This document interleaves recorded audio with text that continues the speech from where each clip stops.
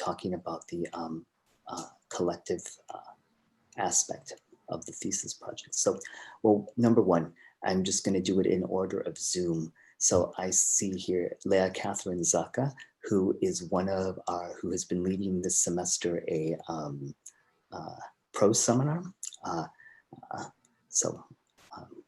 A great seminar who had its finals a couple of days ago. And if you go to www.spacetelevisionandarchitecture.nl, you can see the work of that.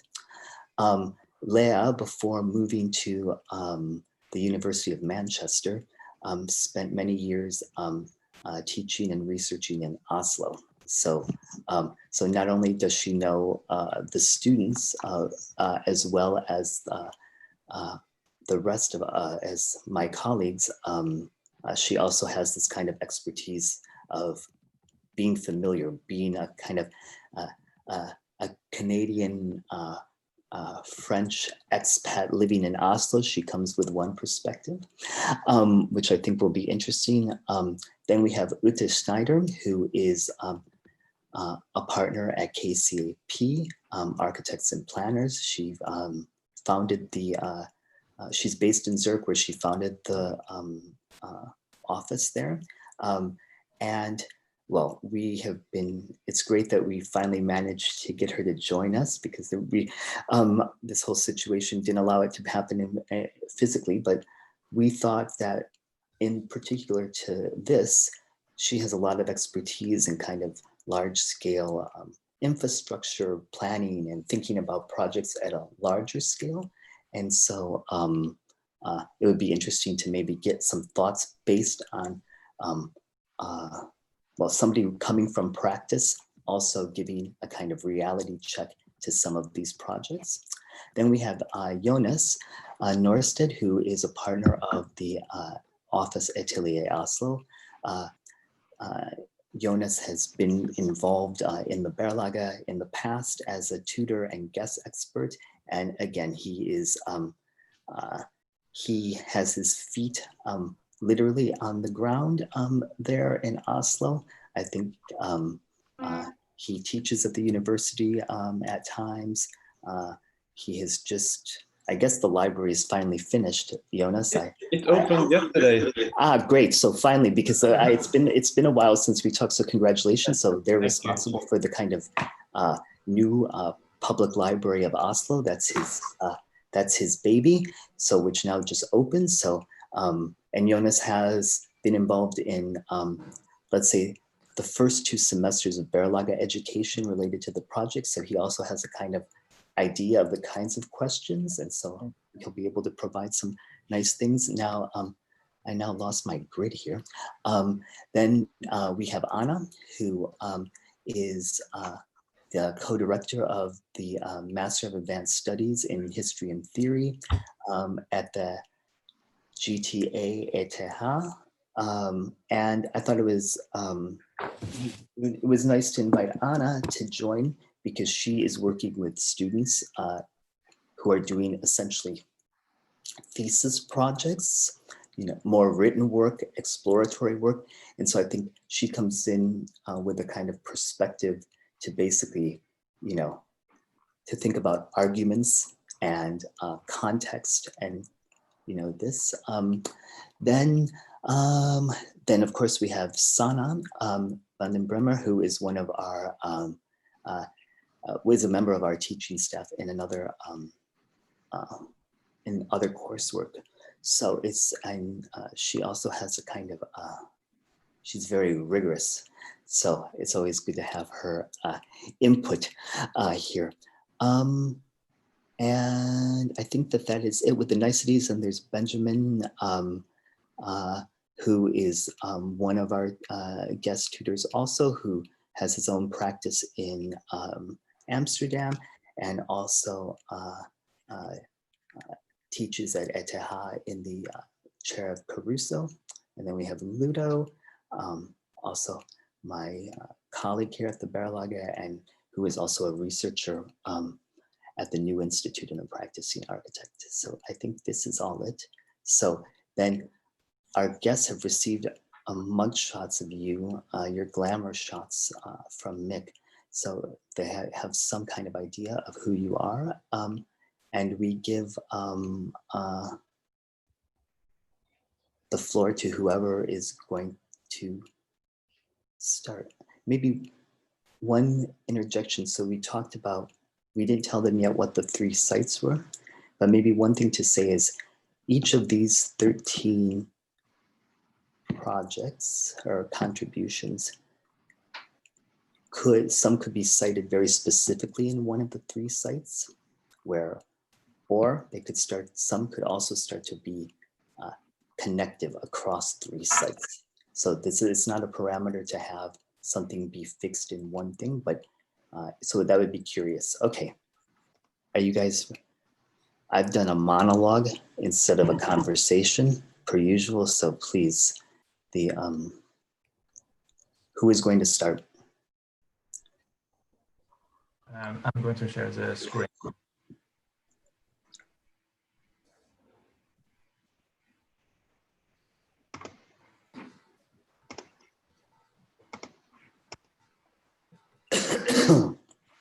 Yes. So yeah, I guess we're quickly gonna present the sites that we selected to frame our projects a little bit. We started with a collection of landscape conditions in Norway, the city, the mountain, the island, and the fjord. And we arrived with these 3 sites, which is Bergen, Lofoten, and Hvitvel. Bergen as the 2nd largest city in Norway. It represented certain topics of interest related to the tourism industry. At first, its condition as a hub for cruise ships and all sorts of basically its connection to the sea and to the mountain, its geographical condition and its accessibility from other places. And in these maps, we prepared some information regarding to the tourism industry, its most closed airport, port, let's say tourist attraction, and other economic activities around it.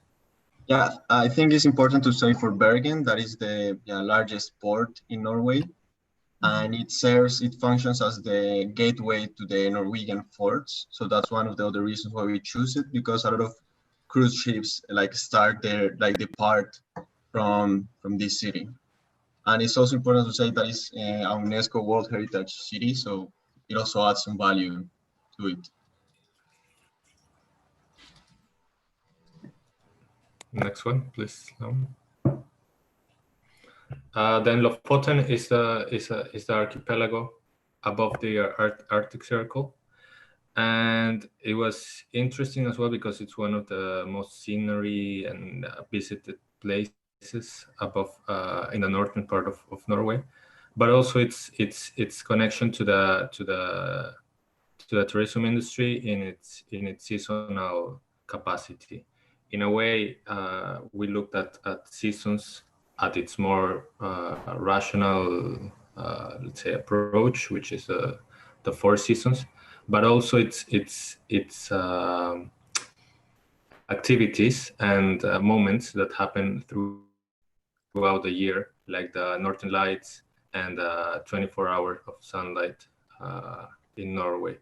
But yeah, again, we try to analyze a bit the infrastructure around this landscape condition, its proximity to ports, to airports, and economic activities around it.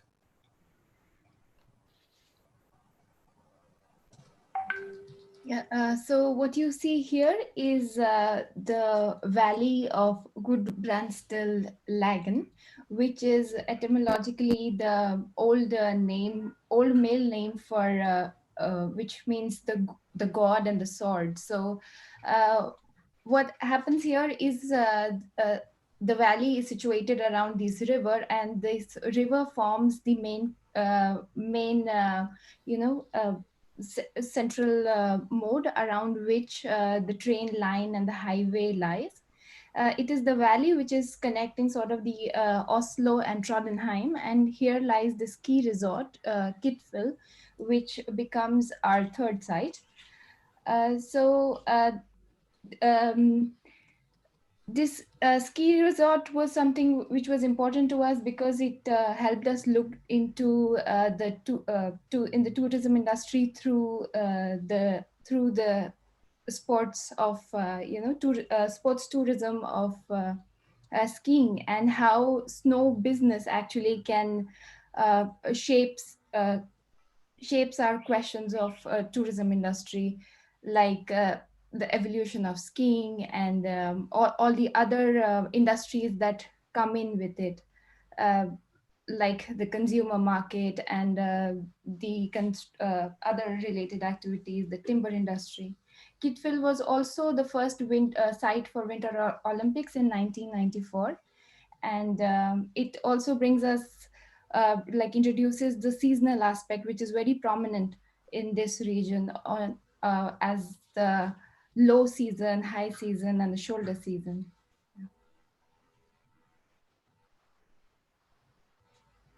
So overall, I think our theme and our thematic is the architectural implication of the tourism industry, which we see in Norway, and basically the economic and the industrial instrumentalization of these activities. And our framework becomes the seasonal aspect, which is like the summer, winter, spring, and fall, and also the seasonal aspect in terms of the low season, high season, and the shoulder season. Yeah, so we aim to also reflect on Norway's future tourism, and also see it as a country which is visited more and more by more and more tourists every year. So, and approach it like an all-season destination. So,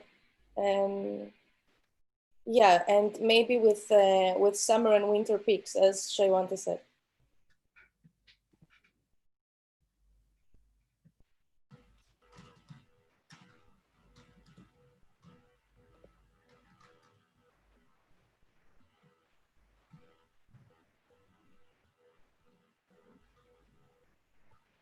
So, was there anything else you wanted to say about the collective framework?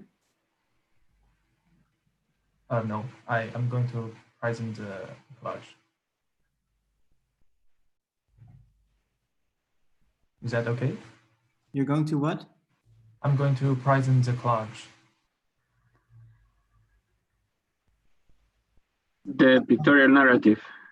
Yeah. Okay.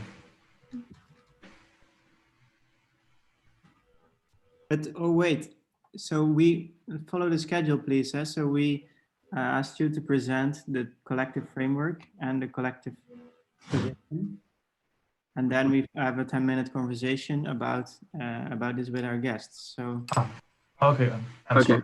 I forgot that.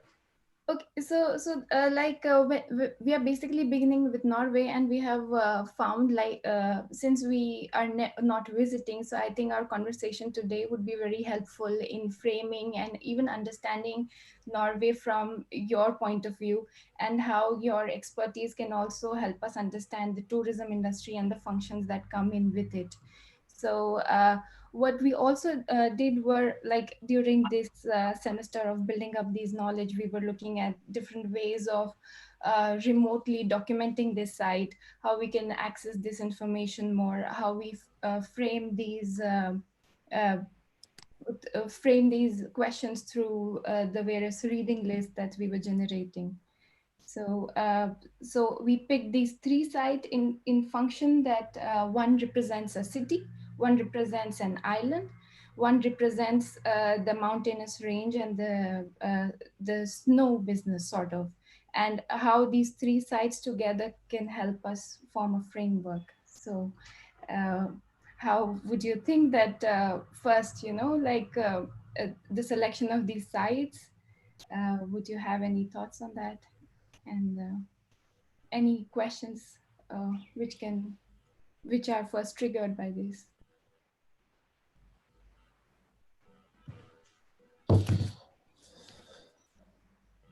Yes, I can say something as a Norwegian.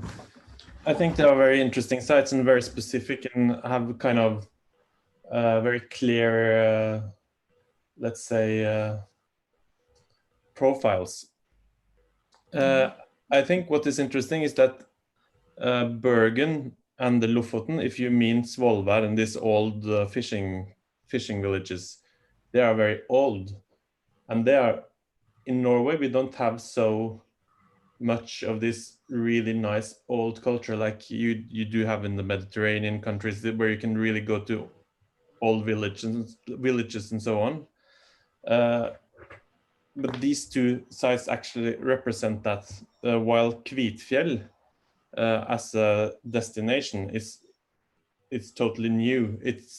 It was made for the Olympics in Lillehammer in 1994.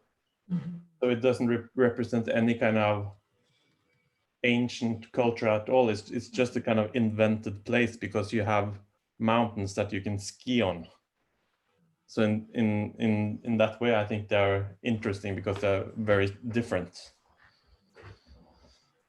Yeah, I found it's very interesting to hear that from you. I'm happy that you started, let's say, knowing the country, because I don't know the country, let's say, personally. I just know it by different student projects or crits I was involved in, especially around Bergen. I think the selection of sites is super interesting because there's this island and the valley, which is, let's say, to me, blue and green infrastructure, but also kind of knowing now that Kvitfjell is really invented city. I think an aspect next to the seasonal kind of approach is, on one hand, kind of what is the heritage, the history of these sites.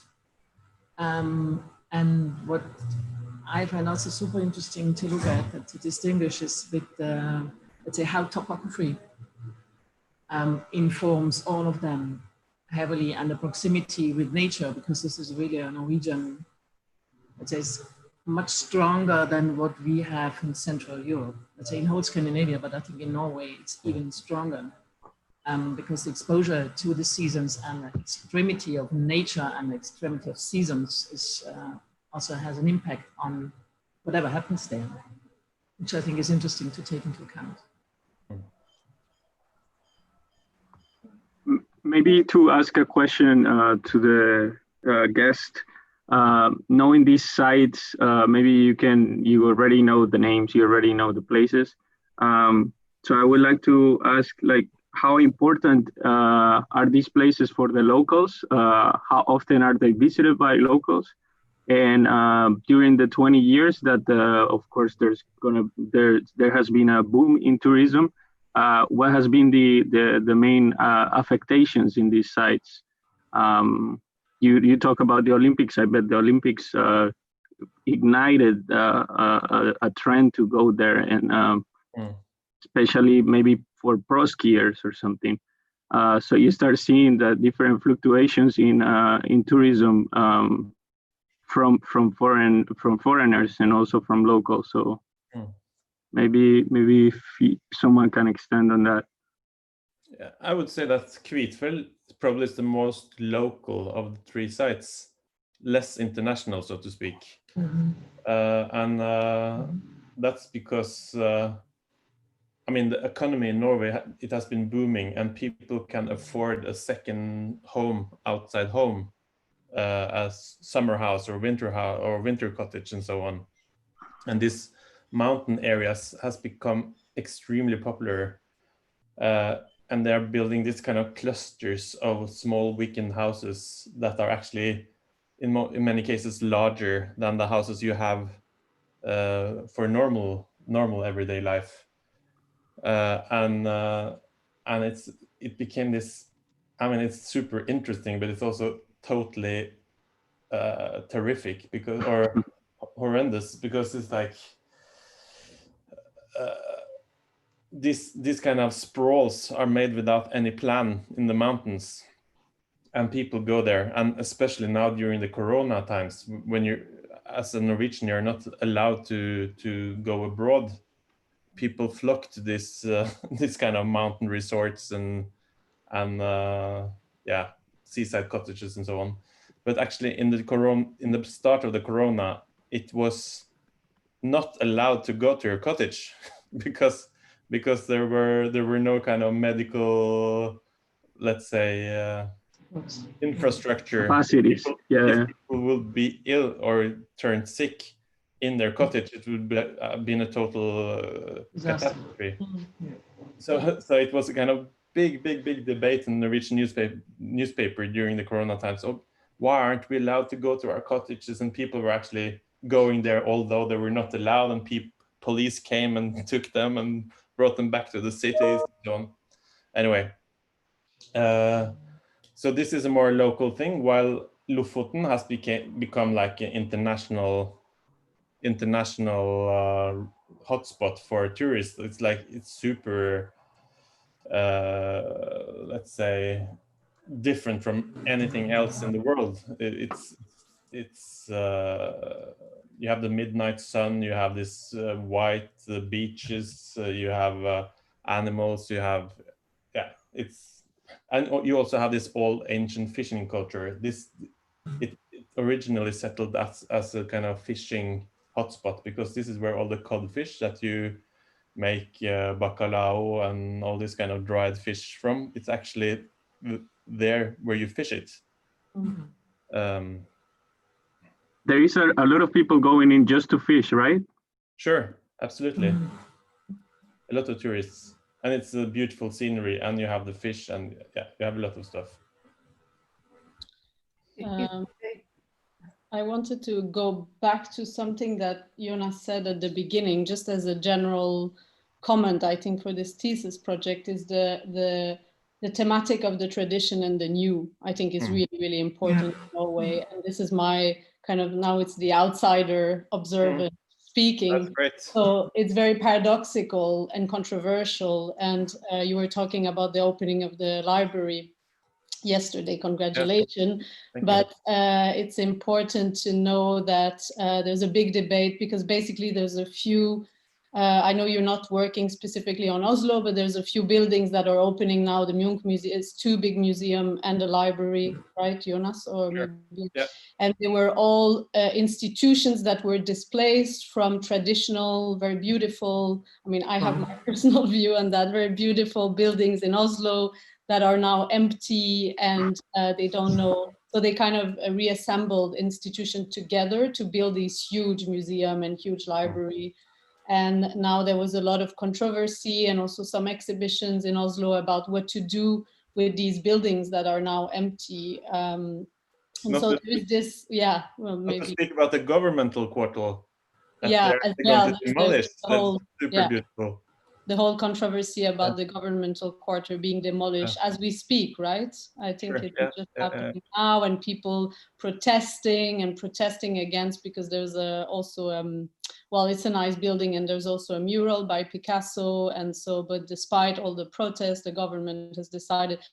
So there is this kind of, desire, and sorry, now I'm going to be a bit critical, but there's this kind of desire in Norway to do new, and sometimes not better, but absolutely, because there is the money, and so I think this is a paradox. It's a very important theme. Yeah, but that's exactly what I'm saying. I mean, we are a country of new rich people. I don't want to say it, but I think Bergen and Lofoten is not really kind of representative of that, but Kvitfjell really is. Yeah, and then but Bergen and Lofoten is the place. Like, for example, me, I've never been to Kvitfjell, but of course I've, having been in Norway for some years, I've been to Bergen and I've been to Lofoten. So those are the places that people want to visit when they go to Norway. But so there is, I think it's like a love-hate relationship with this tradition, because at the same time, Norwegians are very, very proud and very nationalistic people, and they have the 17th of May, which is the Norwegian national day. I mean, have a look on the internet what they do. I mean, it's crazy. So they are very proud of their country and their tradition at the same time. So I think there's something very interesting there. like not that it's not black or white. It's really like a paradoxical relationship. But I think for a Norwegian, the best you could do is to go away from any built environment and any culture and just go out to the pure nature. That's like the top. Yes, of course. While in France or Spain, I mean, you would go to the most beautiful village or the most beautiful church, or I mean, really kind of approach culture in a totally different way. So this, I think, makes Norway quite specific, and also a lot of the former villages that actually were quite nice, they were bombed during the Second World War, and they're rebuilt in a really, really horrible way. So we still kind of have this kind of scars that didn't kind of heal yet. Yeah. But this, for me, it's a question kind of, it doesn't explain, let's say, this, because there is, I don't know Norwegian a lot, I know Finland and Sweden much better. Yeah. But I think it's also not that far. This proximity to nature and to go outside always, kind of that the cities are empty, let's say in the weekend, everybody goes to or the fjord or their fishing house or their cottage, is pretty much there. So I just cannot understand now where this is coming from, this, let's say, paradox between kind of what is grown, what is there, and trying to destroy it. Where is this about? Is it a political background, or is it? What do you actually mean by destroying? What Leah, Catherine just kind of mentioned, this paradox of not being aware of, let's say, the quality and the beauty of the heritage you have. Like taking care of your history. Well, I think that's something that has to do with self confidence. I mean, you won't believe that what we have is not good enough, then because of that we have to kind of re-establish ourselves, so to speak, and yeah, like Leah was just mentioning, this, to move out the old museum, make a new one, move out the old library, make a new one. It's like it's part of this kind of rebranding. But there is also, correct me, Jonas, if I'm wrong, but I think there's also a division. I mean, as there is in a lot of country at the moment, there's also a division in the population, because there are those for whom, you know, that really cannot understand how we are going to demolish the government quarters. Absolutely. Yet, you know, there are people taking those decisions. So there is also sort of a division of opinion in the. Absolutely, because people start to be more and more aware of that. We cannot destroy our history, and also the recent history is very important. I would like to ask to the general question, and that is the goal of the task for the students, and that is the notion of framework. That is what I understood, that they should develop a framework for these sites. And what I find really striking from this term is that it's super obvious that these sites are extremely different. And if it is about like developing a strategy of how these sites can evolve in the future, I think it is really tricky to speak about a framework, because I think if I think about what a tourist expects from these sites is difference, are also different qualities in each sites. And here I come to this, and where I think the notion of framework can work or can develop is when you think about all these three sites in terms of their parameters of urbanization.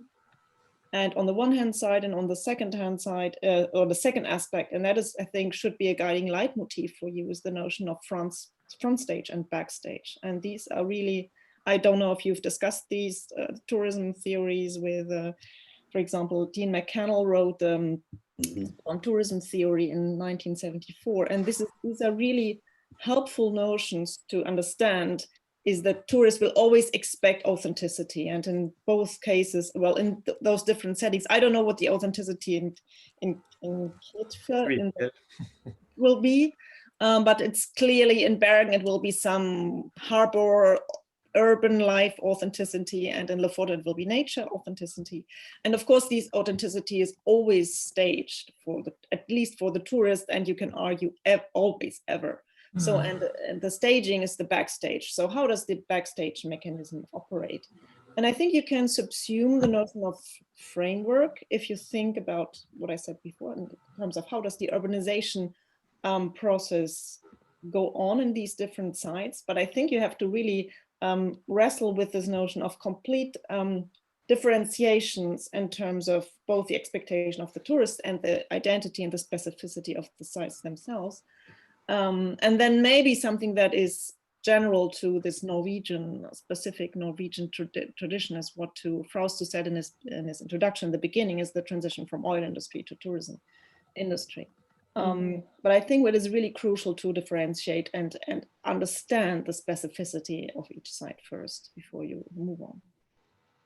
I think that's a really good point. And concerning the framework, well, as a general framework, we have the carrying capacity, which doesn't necessarily bind itself to the tourism, to the tourist industry, but more to the tourism industry. What I mean by that is that the general framework that we establish is that we see the tourism industry expanding on multiple other industries. So when the tourists come, there are other requirements that a country necessarily takes to provide the hospitality and all of that. So basically, the question of urbanization here becomes important. But also, like before, Jonas mentioned that the Norwegian are, they like to go in seclusion. So this is also a question which might become very important, since, for example, in Bergen and Lofoten, there are a lot of tourists. Then basically, that means that the carrying capacity of having internal tourism or local tourism is fulfilled. So the carrying capacity does it challenges us on multiple levels. Yeah. I think it's a good, let's say, a good point of what Anna said is, in a way, that this framework, something came up in my head about the framework of tourist industry in respect to local needs and locality, and also this authenticity, kind of in a way, versus the new. Kind of what is the motor of, let's say, tourists going to that site? So how to be able to define a framework where, let's say, this authentic and, let's say, assets, why tourists go to these sites, can be kept in relation to, let's say, keeping the tourist industry, channelize it in a certain way. I think Venice is the best example for that. For a long time, they managed pretty well, but still, since years, they didn't manage nearly anymore, because kind of everybody can go everywhere. So how to steer, let's say, different flows and keeping calm islands, let's say, for the locals, and also not destroying what I heard now from Jonas, and also Catherine, kind of happens to a certain extent in Switzerland at certain points as well. Kind of, where do you, what are the assets of your country and the destinations in your country why tourists go there? But why do the people like to live there? And to keep this in a let's say, a valuable coexistence, I think would be really interesting to look at as a framework for the different sites, and will be different for each site because they have a different heritage. One's pretty new, and others have much more, let's say, heritage, all these villages and this ancient kind of fisher traditions. Looking to Singapore, very, very late realized. It's the best example, I think, ever, kind of that Chinatown, in Malayan village and Indian village are really, really valuable for the city, and was nearly on the edge that they destroyed this as well. So they would have been completely kind of tear down, let's say, anything that belongs to their, let's say, growing process and heritage, which would have been fatal. And they went even already far too far, what they did till now. So it's really man-made, more than the Netherlands. And I think that is always kind of the question, how much new we can digest that people can adapt it. and that there's a coexistence of where we're coming from and where we want to go to. I think that is something which would be interesting. And I think what Anna mentioned with this, I didn't read it, but let's say this, let's say, expectations of authenticity. What is authentic? I think this is really crucial to integrate in your framework, that because if this is not anymore there, people will not go there anymore because it's not interesting anymore.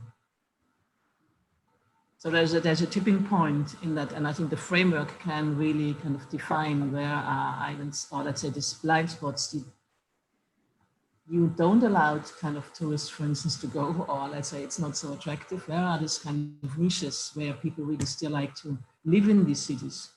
It's also a problem in Amsterdam to a certain extent, kind of which are the areas where people really like to be, because there's not constantly kind of Airbnb noise of, or there are no tourists.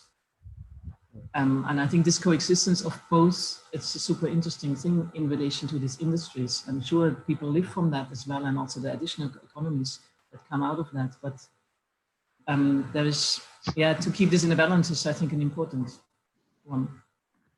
Maybe with that reflection, we can move on into this. Also, I think we touch upon some of the subjects or the topics you've brought up in the individual contributions. So we can move on to the collage, Lam, if you allow me. Just to interject to one, I appreciate everybody's points in this. I think they're all very clear and helpful. And I guess maybe one of the things to just think about too is, how is it possible for architecture to how can we put forward a set of speculations that, instead of being problem solving related to the effects of tourism, how can we already think about, how can we anticipate a future of planning and design that is not a form of remediation, but let's say, anticipates the future needs of a tourism industry, if you understand what I mean, in places where there's less tourists specifically, right? So, I mean, that's where I think the selection of sites is interesting, because on the one hand, and I agree with Anna's point about finding the parameters that, so it's, if one site is basically already highly urbanized, there will be there's a problem solving issue maybe underlying there. But then in other sites where there's maybe an anticipation of tourism growth, let's say in Lofoten, in particular, when the economy has to change from a frozen food industry or fishery industry to tourism, how do we already anticipate and not produce the same set of mistakes? Again, pedantic, but I'm doing this rhetorically, to not have the same kinds of effects on the landscape, So I think these are they're two ends of the spectrum, right? And that's where I think the act of projection or thinking about that or setting a vision could maybe be helpful. But anyways, okay. Lam? I just have a question before we go. It's more like, a question. I'm wondering if you are planning to, I think it would be a good opportunity to also tackle the issue of local tourism versus global tourism, obviously, because of what's happening. And I think what Jonas mentioned is very important, that in Norway, the kind of second home, I know it exists in other countries, like in Canada, a lot of people have second home as well, but I think in Norway it's particularly important. Everybody that has a bit of money, not even that much, has a second home. So there is really a sort of local tourism already, and then with the current situation. And I think, to go back to what Anna, I'm not so familiar about the backstage, front stage theory, but I think it's also probably interesting to look at that with the question of, local tourism versus global tourism. So is there one that is more authentic and another one is less authentic, or something like that? So I think that could be because of, if we also want to address some of the kind of current questions, I think it would be interesting to look at that. And what was an interesting aspect I never heard about is that the second home is larger than the primary one. Yes. Yeah, as I said before, we will touch upon the subjects in the individuals. Sorry to interrupt. Yeah, that's good. So, Good. I just think also, I mean, I think there's the local tourist, there's the global tourist, but I think as a third group, it is not, I think it's equally crucial to integrate the residents who live on site and those who cater the backstage. I mean, there's a fourth group. I mean, I mean, I don't know how it is in Norway, but in any other European Middle Europe, you have heard of, you have all these guest workers who usually are darker skinned than those who are the residents and who sort of run this whole industry. So I think you have four groups of people that you have to think of. True. In Lofoten, during the summer months, you would not be able to speak Norwegian in many places. All right, Lam? Yeah, I'll share my screen. By the way, my name appears 2 times in the rising list. the real first one to find it. Sorry for that mistake, but you can start. So you show the slides. Let's look at the image for like 30 seconds or something, and then we pick up the conversation. Okay, so it's for each picture is 10 seconds or each is 30 seconds? Oh, 30 seconds for the image, please. And okay. A bit shorter for the titles.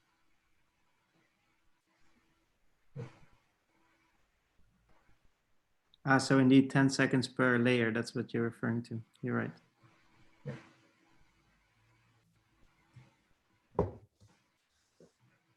One thing, the idea is that this is the first time also that there's a draft of a potential title, and the title tries to basically conceptualize the future contribution and the image of the collage, right? So that words and imagery are kind of combined, coming from different ends of the spectrum.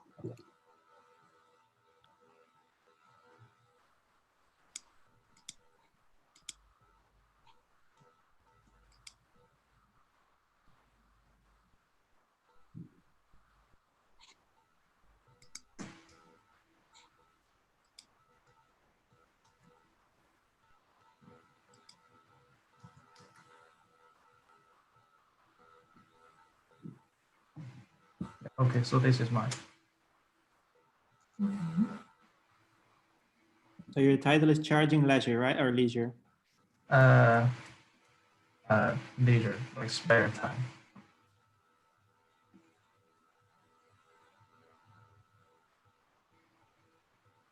Okay, can you go back to the image? Yeah. So we see a kind of a Tesla charging station with a kind of queue of Teslas there. Yeah. And a group of tourists or visitors walking up the mountain, spending their time while waiting for their Tesla to be charged, I assume. Yeah, exactly.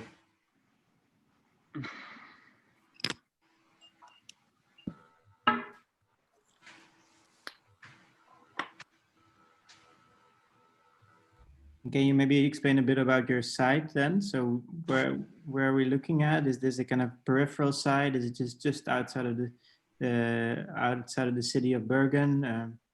All right, I'll explain this. My site is in Lofoten. It's in it's not a specific site, but it's located in Lofoten. I choose this site is because Lofoten is one of the only 2 areas in Norway where you cannot find a fast charging station for electric car within 50 kilometers. So it might be harder to find a charging station in Lofoten area. And also when people travel to Lofoten, there is no train.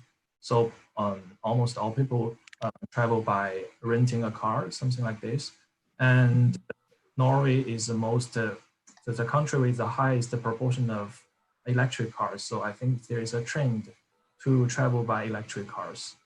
And yeah, so that's what I imagine will happen in Lofoten, is that a lot of cars waiting to be charged in front of the charging station, and also you need to spend a lot of time during the charging. It takes almost an hour or even more because of the waiting time. So in this spare time, you can like do some tourism activities around the charging station, like hiking or kayak or fishing, something like that. What is somehow interesting is that the queue on the mountain somehow connotates this image that there was of the Himalayas, no? The kind of people in line to reach the top, which completely collapsed with the coronavirus this year. But it asks this question of distribution, no? Like, are they literally all coming there one by one and then would kind of go up the mountain literally in such a line, or is there a different distribution that you could imagine that you could also design, let's say, through distributing these stations or thinking about that? Yeah.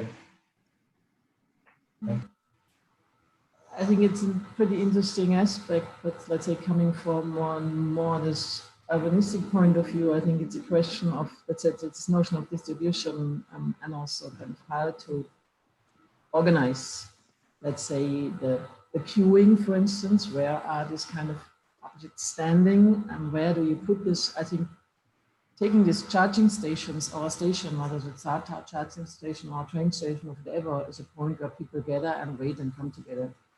So it's then much more about where do you put this hole in the ground, that it kind of has an added value. Because if you put it somewhere in the countryside, it can be destroying. So where do you put this hole in the ground and like to maybe have also something else as an attraction around? So there's what is this community building then around this object? And what does this object, in addition to that, provides in relation to nature, and maybe even putting it better in a place where other things happen around than somewhere in a beautiful countryside. So that is a bit thinking about that, where you position these kind of points, because that gathering is really an interesting one, and that kind of things come together. But how do you organize then the cars that they not kind of, because at the moment it will also occupy the street and so on. So this is much more about taking a car parking, waiting, and you have these aspects around airports, you have these aspects around stations. And where do you like to position it that it brings much more, let's say, quality into a certain area than only that? Yeah, yes, exactly. This is what I'm thinking, like the location of the charging station. I imagine maybe in the future, if everyone drive an electric car, the charging station maybe cooperate with the tourism industry. Like they have to negotiate with each other where to put the charging station to attract, like the charging station becomes a kind of attracting point to some specific spot. Yeah, true. But if you kind of think about all the other kind of economies that go along with tourism, I think you probably will position this thing somewhere else. Yeah. This makes me think about the Michelin guide and how, for example, restaurants became such a big thing just through the guide of cars, like having some sense of stops. And I mean, what I find striking in your presentation is, I mean, you had it constructed in these layers, and the first layer was nature's sublime in a way, and in those you also chose this twilight moment, which is sort of very suspended or very, it's not yeah, it's neither nor. I mean, it's neither it's not the spectacular sunset, but still, I mean, it's like it's a breathtaking beauty of nature. And then you inserted these people, and for me that is the imaginary of a pilgrimage. I mean, it was really, it's what I see there is a religious procession. I mean, we've mentioned before the Himalaya excursions to the Himalaya, but because you lit the people, for me it has really as this sort of light coming from somewhere. I mean, yeah, and so I think this, I really associated that image with religiosity. Yeah. And then you introduced this the light fire. I don't know how you call it. and the charging station, and I couldn't read the charging station. For me, it was really like either a supermarket or a sort of big infrastructure of sorts, and the whole thing flapped to something else that is not legible anymore, because you don't, I mean, seemingly, or it could be a motorway church or something. And then of course I understood that I misunderstood what you wanted to convey, but this is how I read your image just without the words. And so I think you have two themes there, and one theme is maybe the sacralization of nature as this sort of looked out for authenticity, and the function of the charging station. And this is what the conversation has been also already about these two things of what will people do when they wait for these half an hour, 1 hour, 2 hours for their cars to charge. And I think this is a really pertinent question that you're asking with this program. And but I think in the way you present it right now in the image, the two things destroy each other right now, because the charging station is placed in such a way that it doesn't give, for example, any benefit to how the coast, what is happening to the coast. It's something that is just oriented towards the motorway, whilst people seem to go somewhere and pray in the mountain. I don't know what they're doing. So think a little bit of what are these people actually going to do? In which way do they want to enjoy this waiting time? Or is there a hotel next door where they then can rest and go for a hike, where they probably will want to be on their own and not in a row with other people? You know, these scenarios, they have to be much maybe clearer than they are right now. Although I really like the contradiction in your image. I think it is really fascinating because of its ambiguity and about its sort of, you cannot really resolve it. Thank you for your suggestion. Maybe we have time for one more remark. Yes, I think I mean, as a Norwegian, what you really try to avoid all the time is a queue. We are not so many people, and if you see more than 3 people in the queue, you just go to the next track, or to have a hike, or you go to the next place to stop your car, and so on. Also, I have an electrical car myself, and it's also, I mean, the really smart thing about this car is that you can actually charge it during the night, so you don't need to stand in that queue during the day, because you can plug it to any socket. So I think it's also, I mean, you maybe have, I mean, if there's more than one car in front of you in the queue, you just skip it normally. I think in that way, it's not really kind of making, it doesn't have a resonance in the reality, so to speak. But I also really enjoy the image, because I think it's more like an artistic remark, so to speak. But what I wanted to mention is that in Norway there is a program, because we have some roads that are kind of picked out by being the most scenic roads in the country, that are called the Norwegian tourist roads. So just to go there is a kind of great experience. And in those roads, they have had the program the last 20 years to make small kind of architectural interventions. It might be just to place a toilet, to make a stop for caravans, benches to have lunch, and so on. But all these kind of interventions are made by really good architects. Peter Sumter made some, and then there are a lot of local Norwegian architects, but they're really high quality. And I think you should check out, like, where are these kind of interventions placed, and what do they contain, and I think that could be also kind of interesting for you to study, because it has something to do with your ID. I mean, where do you make a pit stop, why and how, and what kind of relation does it have to the nature? Nature is very sacred for Norwegians. It's like you should do as the minimum when you do an intervention, not to dig a big hole and so on. But I mean, you are free to do whatever you want, but I just say as a kind of cultural thing, nature is the most kind of sacred. Yeah, these interventions, thank you for that. they're really minimal, right? They're really just kind of infrastructure to frame nature. Yeah, they're really kind of beautiful and beautifully crafted, but they are extremely minimal for such an important program that's been running for years. So I think that's true. Sorry, I don't mean to cut out, but I think we need to move on with the next project. Sorry, Shai. You want to say something? No, I think it could be interesting if we can also know about the policies and implementation that come in, why Norway is able to keep nature together, like with our building plans or something. So maybe like in the discussion further, we can also add that. Lam? I just wanted to ask about the time frame that we have. In my calendar, I have until 12 o'clock. Yeah, and we are 12 projects that we, so we have roughly five minutes per. So we need to hurry up then. Yeah, sorry for that. Yeah. I don't mean to rush. Yeah, let's move on. That's okay. Yeah, this is the next one.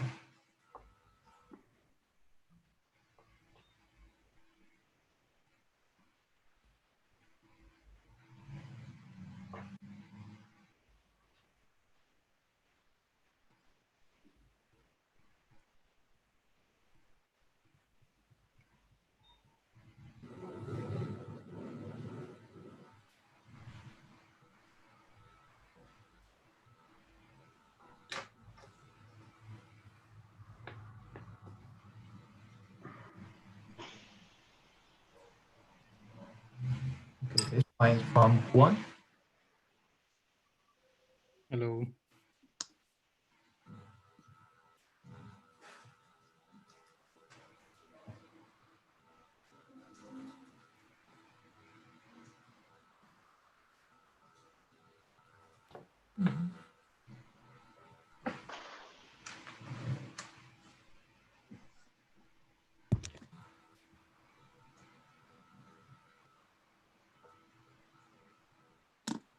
Maybe any question, Juan, to spark the conversation?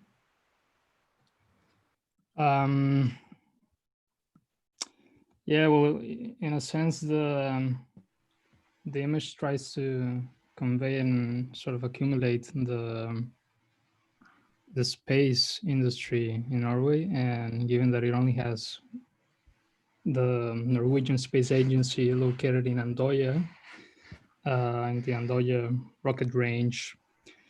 But I wanted to introduce also this idea of the proliferation of private spaceflight and the commercialization of space tourism that we have seen in the last 10 years.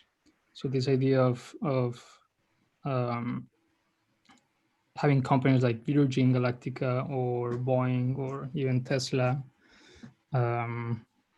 sort of taking the place of space exploration. I just wanted to communicate this idea of the private companies and entities that are taking kind of the stage in this industry. But in a sense, Norway is immediately associated to a variety of space tourism, from the fact that you can actually observe space from Earth, space phenomena such as the midnight sun or the polar lights, but also this idea of that potentially in the coming years, there's this idea of having the possibility to make suborbital space flights, or even now that you can experience weightlessness by jumping into a zero-G plane that makes these parabolic flights in 20 seconds. Within the image, the idea of the spectator and the idea of the viewing platform, of the looking at the spectacle of watching a rocket launch, and the context of Lofoten or has this very particular condition that you can see the space center from above, something that doesn't happen in other space centers across the world.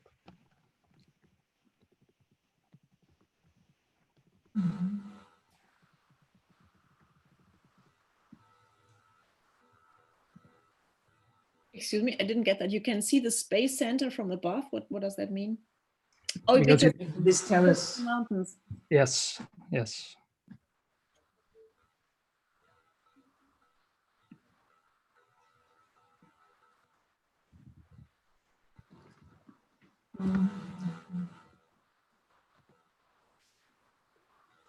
Maybe any immediate reactions? Maybe just a question to think about, because I can imagine something like that and the idea, but why do you spread this out that far? Why does it need to be so spread into the space? Because that is something that strikes me immediately, you know, to... It's a kind of rocket sprawl. Yeah.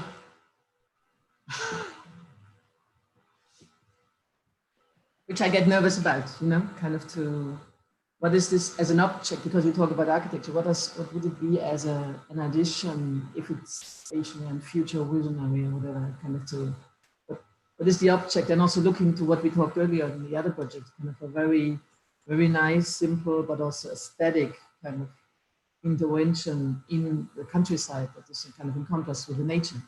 But then please not sprung it.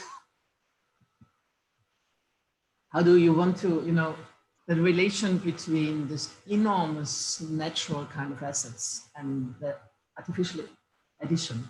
I think it has to be, just think about that. And I think it could be really interesting then to see, and also on the fringe between, because you have also something in order. So on the fringe between, there are some quite new developments in Oslo that play with this fringe between land and water. So that could be also something that could add on it. That's it. There's already a pre-existing condition in Andoya with the Space Center that even reflects towards the infrastructure and that it's built around the villages. You have an airport in Andoya and highways. There's even, I think, like what they call Spaceship Aurora. Maybe Jonas knows more about this. It's kind of a museum where you can experience a space. But within the space complex, the launch complex, there are a whole set of urbanistic and spatial questions. They need a building to assemble the rockets. They need a building to process all the pieces. They need a building to control the missions. They need a building to receive visitors. They need a building to make research. So there's a whole kind of the idealized master plan in which all these buildings take a specific place. But I think what you said about infrastructure, you know, I'm really kind of a maniac about integrating infrastructure into landscape or into kind of an urban context and aestheticizing that one, which I think, and look at that, because at the moment I see a sprawl instead of kind of the intertwining of landscape with these infrastructures. There's really a potential in that, doing that. And I can imagine that, yeah, let's say also what I heard about these routes and these long roads through the country. How do they kind of deal with the landscape, or how do they touch the ground in the city? I think this is super interesting. Okay, so we can move on to the next project. Maybe if we can have a certain interaction between the guest and us students later on through messages or emails or something, that would be nice. Sure. So this is me, the Nordic Cabin, a conscious occupation of nature. I think we touched upon these subjects already a little bit.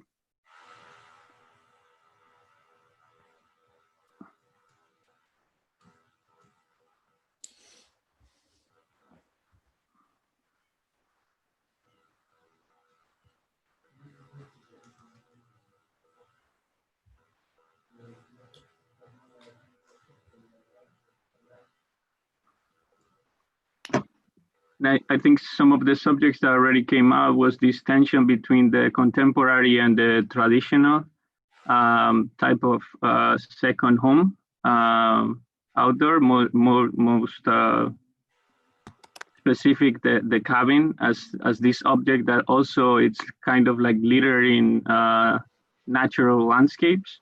And Oslo, we talk also about the approximation of nature in relation to the city.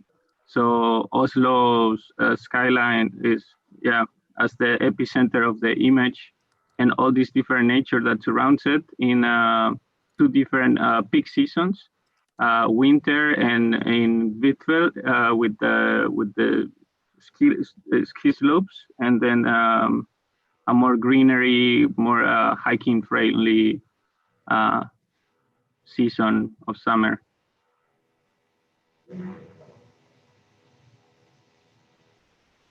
Yeah, now I was also reading about the coronavirus case where actually I think it was the prime minister or something came out on news saying that you had to go back to your city because it was not it wouldn't handle it, the villages. What is interesting here is that the cabins are like in the foreground, seem like the first thing, and then the city is in a kind of valley in the background. So I think that's, I don't know if you want to say something about that, if that was conscious or if that means something or not, but for me it's what strikes me immediately is how you place one in relation to the other. I guess, as Jonas was saying previously, Hvitfeldt at this point it's more of a local place. So I did wanted to represent the nature surrounding the city as this mountain landscape that kind of makes the city ends up being a valley. And then this winding road that takes you to the mountains, that it's not the most comfortable approach for vehicles, but it's still there. It's still an infrastructure that kind of invades the natural landscape, I would think. What I mean is, like, from this image, to me, it looks like you go from your cabin to the city and not from the city to your cabin, if that makes sense, you know? So yeah, but have an interesting inversion here. So I guess it's more like a question than... Yeah, my choice to put the cabin in the forefront, it's because, I mean, for me, it's the subject itself. I'm not so much interested in the city, but I do like this relation with the city. And I think, it's interesting because what is happening through this inversion is that the city becomes part of nature somehow. And the way the city is portrayed in a way if it is like a super densely planned with extremely strict rules on the delimitation of where you have the rights to build, and then the nature starts immediately like from one line to the other. So in a way, this extreme density is naturalized, and what is urban in a way is then the cabin. Exactly, yeah. And that is I think that is a quite interesting thesis that just comes up by your pictorial representation that you could work with, I think. Yeah, I guess I read a lot about this suburban feeling that the overwhelming quantity of cabins were giving to the landscape. Can you say something about the 2 types of cabins that you have in the forefront of the image? Well, not much. It was just like an image that I saw while looking for cabins in Norway. This one that it's with the what's it called? Torf roof. Yes. That it's a more classical approach. It was also like there were also a lot of red cabins appearing, but I think that's more local to Lofoten. So I didn't want to be so specific to that area. And then, just try to pick the most generic one in a way.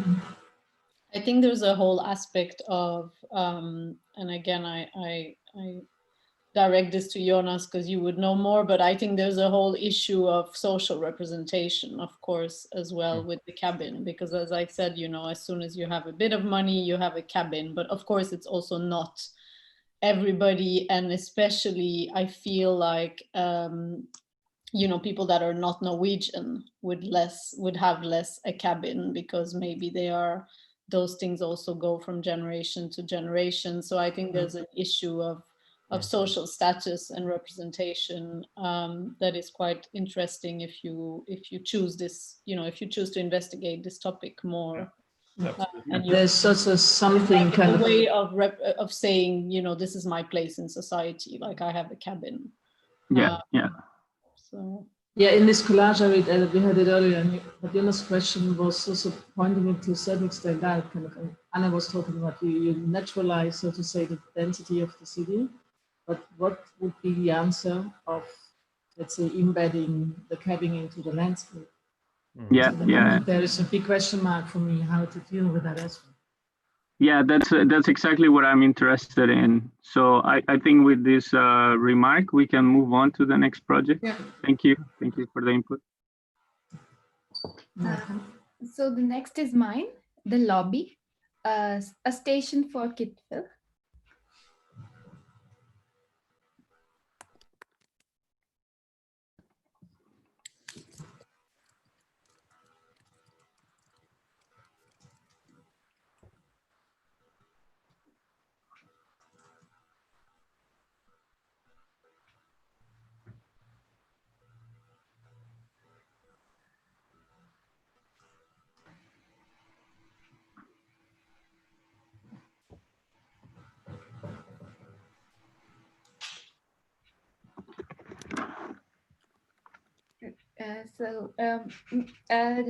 With lobby, basically, I'm trying to extend this analogy of I'm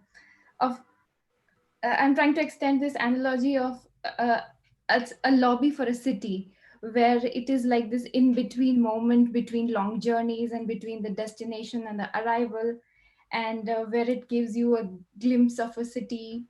This place the lobby becomes this part of the city, and then so extending it to the space of the train, the space of the station, the space of the journey. And I think as a contribution to the overall framework, the physical infrastructure of the train and the network can link different sites and help in understanding different areas.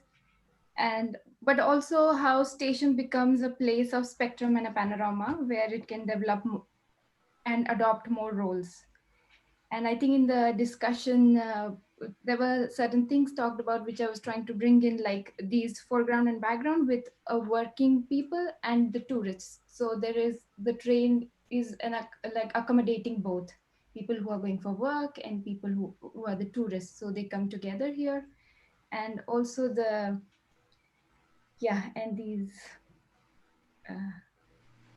and also like these mixing of two networks, because I was trying to put like these views that are very prominent to Norway, like Jonas mentioned earlier. So how it comes with the road network, but it's not there in the train network. So there is this option of stopping, but in the train there is not. So this contradiction in these two modes of transportation.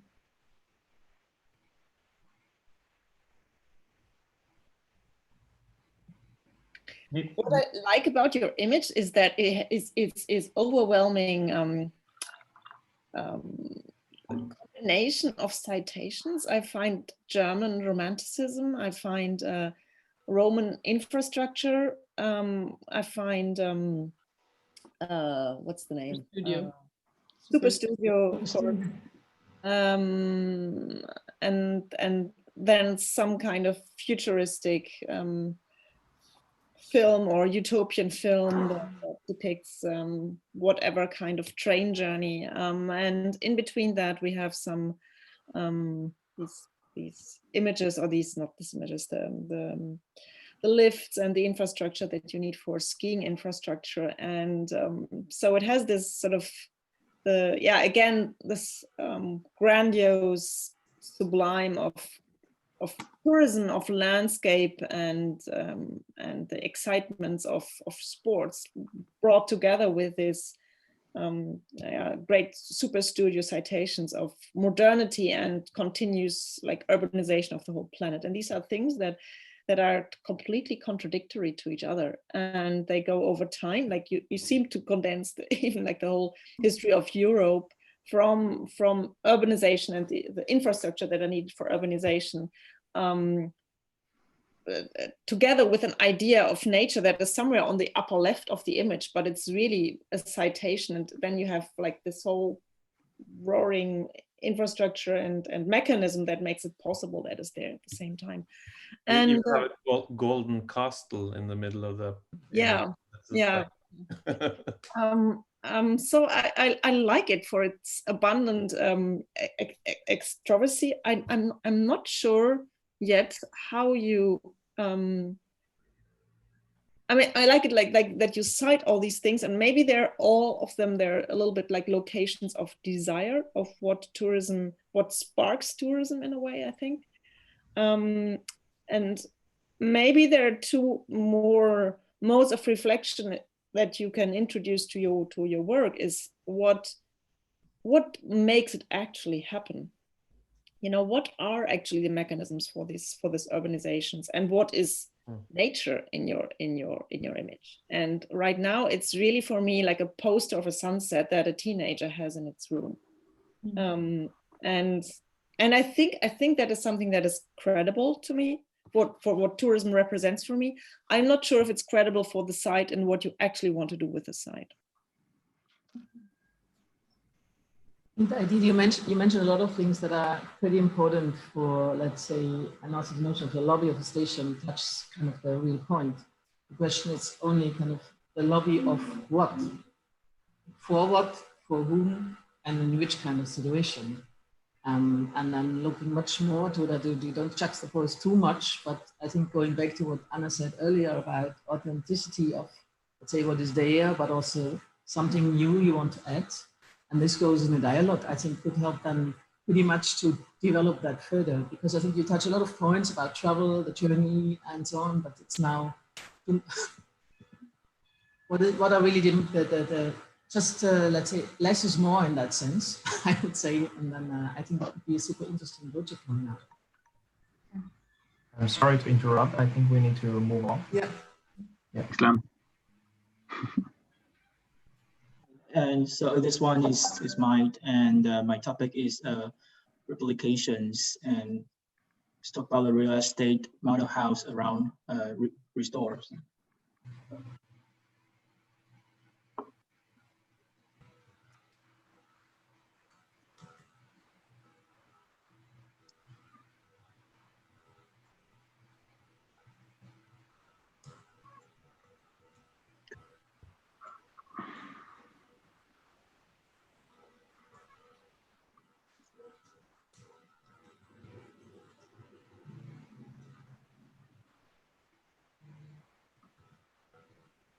Yeah, that's it. Can you explain a little bit, what you mean with restore? Okay, these 9 images revealed different seasons and different perspective around a lake in Kvitfeld. And by these 9 images, it shows that the real estate model room is a building type that could duplicate it and be constructed easily. And so since it is like an interface connecting tourists to the site or the people to the site, so the rooms will be decorated by Norwegian materials like wood and rock. And what be interesting, I think, is that the people who will visit the model house around attractions might be special and moldable, because they may not be just visitors. They not just visit the place once. So they could be like investors or people who just like the place for ski, for instance, and to have a dream house. So model home could be like a special lens to examine the attractions environment. And so based on the different clients. You're trying to convince people to buy a house there. That's why you built a model house. That's what your project is about. Yeah. I think that's clear. That's enough. Okay. And if you buy a house, would that be kind of constructed in the same place or like around that area, or how would it be? I think for me, I think this could be like it could be like the house could be just like I mentioned before, could replicate a lot. So it would maybe like community centers and all constructed like the same type and same forms. And yeah.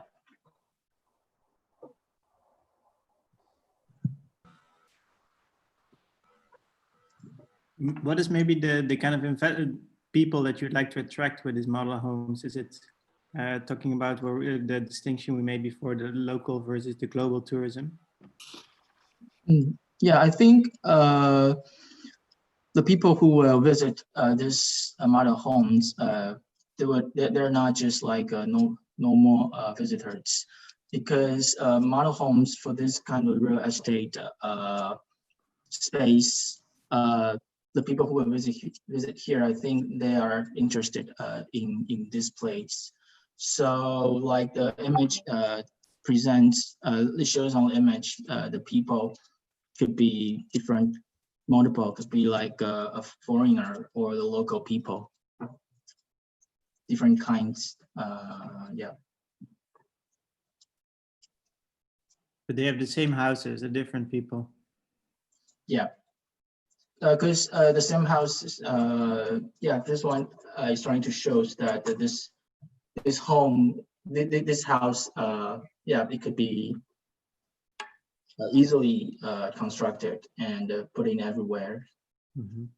You know, it is interesting because in Norway you have a lot of these catalog houses, and not the previous, but the one before, it showed some kind of traditional looking like cottages in sprawling in the mountains. And this is like, when we speak about what would be the dream for most Norwegian, is to have actually this kind of traditional looking cottage out of a catalog. Do you kind of buy little plots and you buy from a catalog which type of cottage you would like to do? You don't construct it with an architect and so on. That's very kind of strange for most people. And in this case, I think it, as a discussion, it fits really into kind of reality, so to speak. But then again, what would be the quality of such a project? What are you looking for when you buy a catalog house? And I think this you need to study a little bit more. And I think it's more than just materials. It's a kind of feeling within, and it's a kind of ability to be at the site. And I think, I mean, how do you do that? Is it to kind of blur the inside outside? Is it to work with what you see? Like, how do you position the small houses and so on? It seems still to be kind of very schematic or like rigid. So I think when you see the background, it's nothing but rigid. It's like it's very kind of complex. So I think the interesting thing would be if you make a kind of standardized house, is how you adapt it with the landscape to get most of the landscape and most of the house. Another aspect that is there is the kind of specificity versus, so I think interiors in Norway are often, well, first of all, there's an issue of like staging interior. So when people sell houses, for example, they often get a designer to stage, and then they take the picture always in a certain, so when you look at, like, you know, I invite you to look at you know, Finn, or a website where people sell or rent houses, and they kind of all look very similar. So there's an issue of the kind of specificity of the domesticity or the interior versus the outside. And in your collage, it's like, yeah, all the houses look pretty much the same apart from the color. So I think there's something also interesting there. I mean, it's less linked to tourism, more to people living, but it could also be the kind of interiors that are offered, you know, to tourists through Airbnb and these kind of things. But there's something interesting about the notion of restore, and I would think you need to look more to this kind of restore, because there's something I like in the image, in the sense of what is there and what is added. Would be interesting. Okay, thank you. We move on to Marianti. Thank you.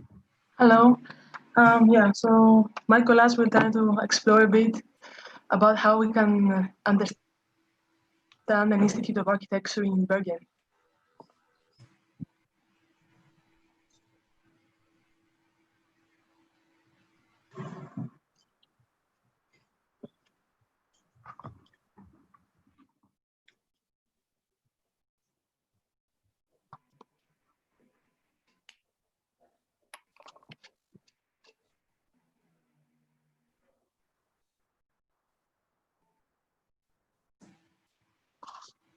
Yeah, that's it. Yeah.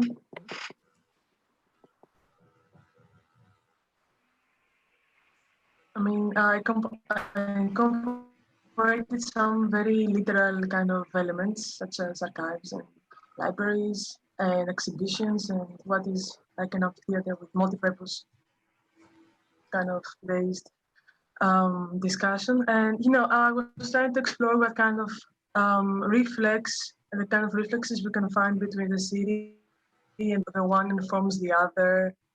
And maybe that, I mean, in that case, from the conversation below, I can also see here like a backstage and a front stage, with the archives being the backstage, but also very important. So I'm thinking of a building already. Yeah. Also, I think maybe already be there, but repurposed is also an interesting kind of way to see it. What are the shelves? Oh, it's the archive, of course. Mm-hmm. Yeah. What is the line in the middle? The kind of line of houses you can say something about? Yeah, I was trying to understand, depict how the institute kind of reflects in the local community Bergen, and like how Bergen also informs the institute. Is kind of a two-way kind of relation. I was trying to show that, with the reflection and the bottom and the upper part of the collage. It's also interesting that you have a big monumental staircase in the middle. Yeah. So I'm wondering what that, is it seems like an ascension through knowledge, or I don't know exactly what but then also this staircase kind of cuts short before the end of the image, and we don't know what's at the end of it. So. Oh yeah. Yeah, the understanding of what would be like a public space of discussion, but then again, how this kind of building would have some more private spaces for archival material, and also storing models, and also having exhibitions, and and also, like, if you see the bottom right, there is this woman that kind of works on a drawing, like an archival of something. So it's like it's also research work being going on. So I try to frame all those activities that would happen in such an institute of architecture, and how this elevates also the city of Bergen. Sorry? I didn't understand how this elevates. How it elevates the city. Yeah, kind of put it in the map or something, just make it a place to go, and open it to like international, national discussions about architecture. Put it on the map, on the map of. I mean, I think what I really find interesting about this image is that it is about the construction of identity and memory through conservation procedures, and of course through archives, and through archives. So it's like it's the production of knowledge and the production of identity being put together, and they frame an imaginary of authenticity, so to speak. But what happens again in this collage is that this sort of pristine, beautiful village on the edge of a lake is completely embedded and enrolled into this mechanisms of, procedures. I would call it procedures of knowledge and identity. And I really like how this collage grabs this process and makes it intelligible and graspable. It is also completely estranging and constructing that place as an artificial imaginary that is produced by societal procedures. And so in terms of the social process, I think it is very to the point. As an aesthetic project, I find it questionable that that what you want to preserve is completely embedded into this infrastructure projects. I mean, I read it again as more as an infrastructure project than just as a sort of small bridge. So I'm wondering also if within, and this is now a question to the whole group, if you look into regional plans and regional planning as something that you really consider as what do you preserve and where do you intervene and what is the scale of your intervention. I was thinking, for example, about the Yugoslav regional planning that was undertaken for the tourism industry, and for Yugoslavia, tourism really was the project of building of national identity. But it was done in a way that it did both two things. It preserved nature and it made nature accessible for the masses. And I don't know if such a regional planning scheme exists for Norway. I just know about these plans about Yugoslavia in the 60s and early 70s, and they were so good. And you still, in certain places, you still feel them, and they are so generous in what they're doing, because they give the possibility of access, but they preserve what is there. And that is something I haven't seen any of the images so far, the notion of preservation. With that, we can move on to the next one. Thank you. Maybe it's good to say that we still have 7, so very sorry for the fact that we didn't do our time planning correctly, but I can imagine if the guests need to leave earlier, then we just continue, and please silently leave if you have to leave. All right. Sorry for that. No. Why? Okay, so the next observation, the visitor center, the threshold that mediates the interactions between people and nature.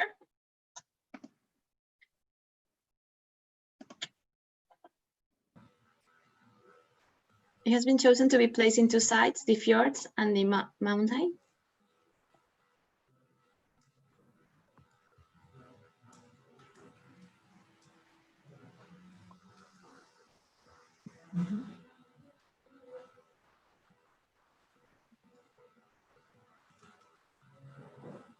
And with tourism rising, places that were nearly empty have become quite popular tourist attractions. So these visitor centers emerges as a strategy to decrease the impact of tourism in an area, and understanding its relation into how you get to this natural area from the city to the park, whether it's a cruise or whether it's a train, or if the high season, the season is not allowing, how it blocks the routes. So you're proposing one visitor center for multiple sites, is similar kind of building? Yes. Okay. But a visitor center for doing what? For these places that now has become popular tourist attractions. For example, I was reading that next to Bergen, there's Flam, which has become quite a popular attraction for the cruisers. And right now they don't have enough place to acquire all of the massive tourism that it's getting there. So it's in a way a sense to mediating it.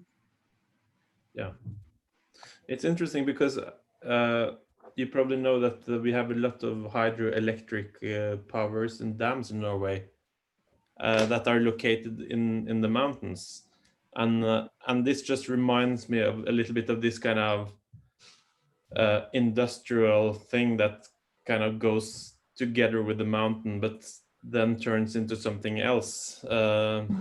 And I think I'm intrigued by this because I think the mountain, although it's like very pristine and very kind of let's say kind of pure, it also can take some of this kind of really strong architectonic expressions, and for me it seems that it seems that it could be a very interesting thing to challenge, like what is the what is the limit of what the mountain can take in this kind of industrial way.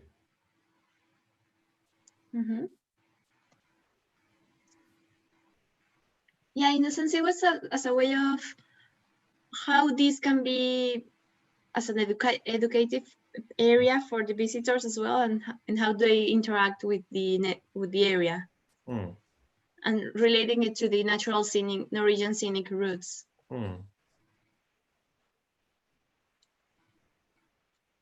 Just to mention Flom, it's the reason why it's so popular is that there's a small train, and I think it's the steepest train, at least in Europe or maybe in the world, that goes from the bottom of a fjord up to the mountain where you have snow all year. So of course it's a very popular attraction to take this little train from the bottom of the fjord up to the kind of snow-flaked mountains.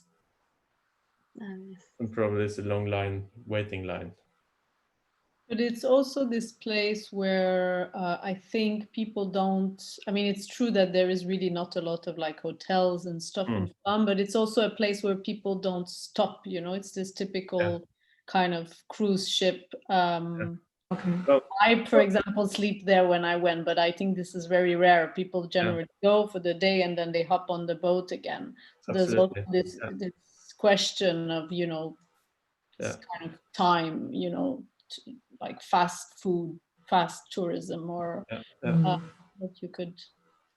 Yeah, but what is nice, what I see in these images, a lot of, let's say, aesthetics, kind of like quite familiar with from Switzerland, but I think it also fits very well to Norway, to the landscape. There's something kind of was now kind of mentioned in a way. What do they have in addition to visitor kind of program? Now, because could be in the mountains, kind of something that hosts. Also, let's say it works like a shelter for a while, kind of you can stop in that and you can stay and really be for a while in nature. That could be an interesting aspect. And then what does this mean in a different kind of sites you chosen? Yeah, because in your image it looks like at least maybe not the top corner, which I understand less, but the rest it looks like they were stuck there. You know, it looks like there was a huge snowstorm, and you know, so there is an interesting aspect of almost like keeping the people, forcing them to stay or something. It looks like you know, a lot of snow has fallen and you can't get out of this house or center. With this observation, we can maybe move on to the next one, so we can all take advantage of the guests. Now you really have to stay with this prison. Yeah, so this is a prison in Lofoten, so the old seasonal example of communal space for rehabilitation.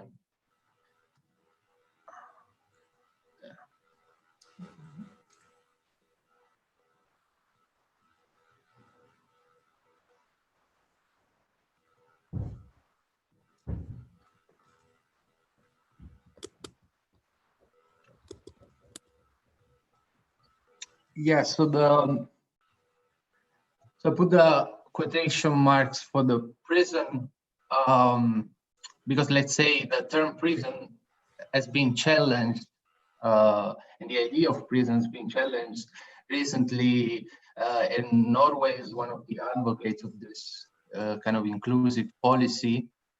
There's the case of the Halden prison, which was considered one of the most humane prison of the world, where some people, I mean, let's be honest, some people would actually live in that prison. There are the condition in that prison makes so that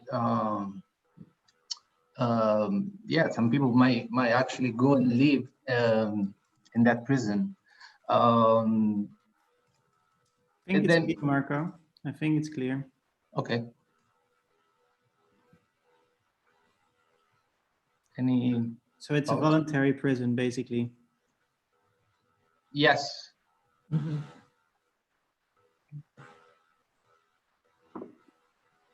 And it's also based on the let's say when it comes to then carrying capacities, it relates then to the idea of mobility and circulation. So to the extent where you know, I've put some of the, let's say, supermarkets. So the first necessities that are all congested in one facilities that now is being defined in actually a new type. I mean, it's following a new type, which is the campus type, which I think actually defeats the idea of the prison and the type of the prison itself.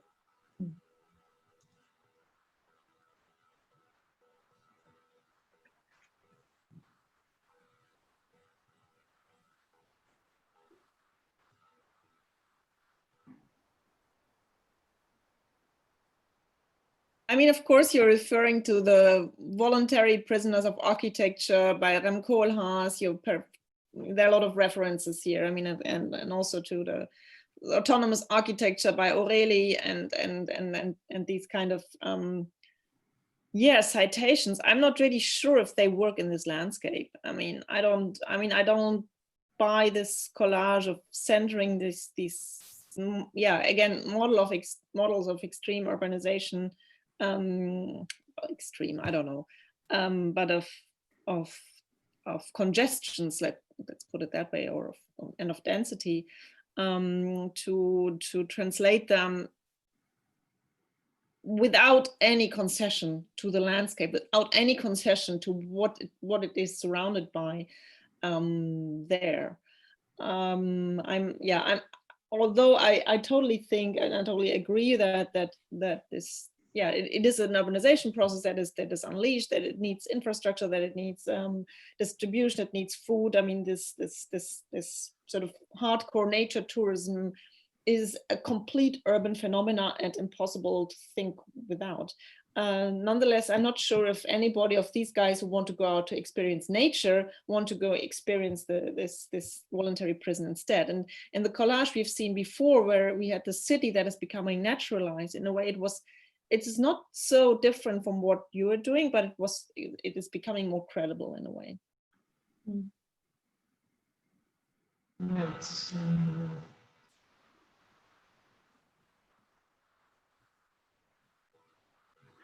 We have time for one more, maybe.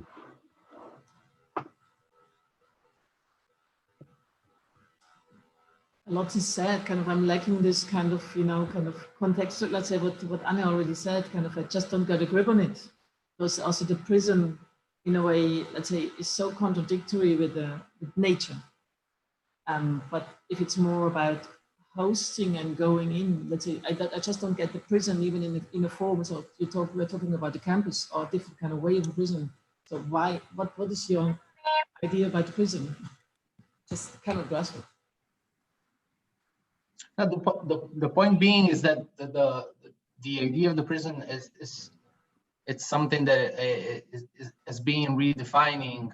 So it's something that I found interesting, and something that is I think it still challenges the discourse. And then to answer to the kind of environment, I went with some generic kind of environment with snow, and also to depict the kind of extreme condition when you would go outside to buy groceries and getting, just get cold for a minute, while in the prison you will have anything you had. So it's just to kind of trigger that contradiction that it's embedded in the type of the prison. Okay, so I'm next. So my contribution, my contribution is named Pixelated Bureaucratic Body. I'm dealing as a type. I have the ministry, and especially a Ministry of Tourism, Sustainability, and Economic Impact. Yeah, the idea of pixelation might be interesting because I perceive pixelation as. Sorry, again. I'd like to look at the image now. Okay, sorry.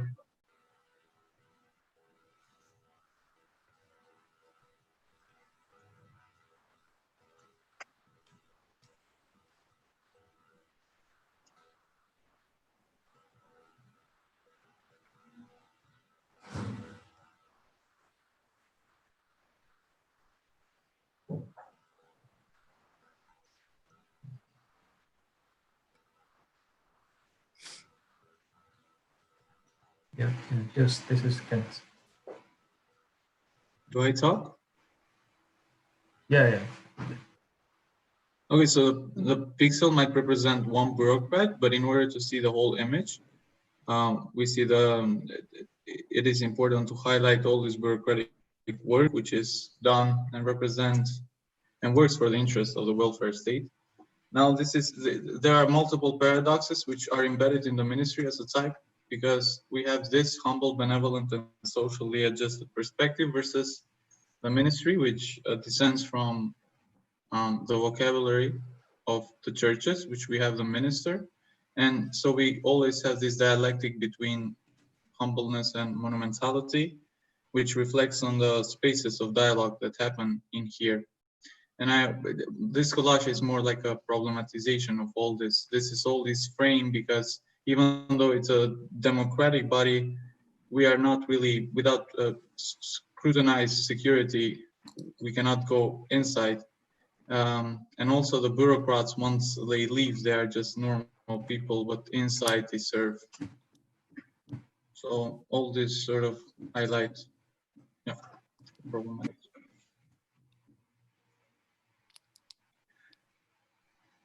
And also you have the screen on the background, which juxtaposes with a very bureaucratic work done in the front, which is from the past and it's still going on. And on the top right-hand side, there is a fax machine, which means that some things are still being done physically. Yeah. What's going on with these two in the foreground, these kind of catalog Norwegian couple?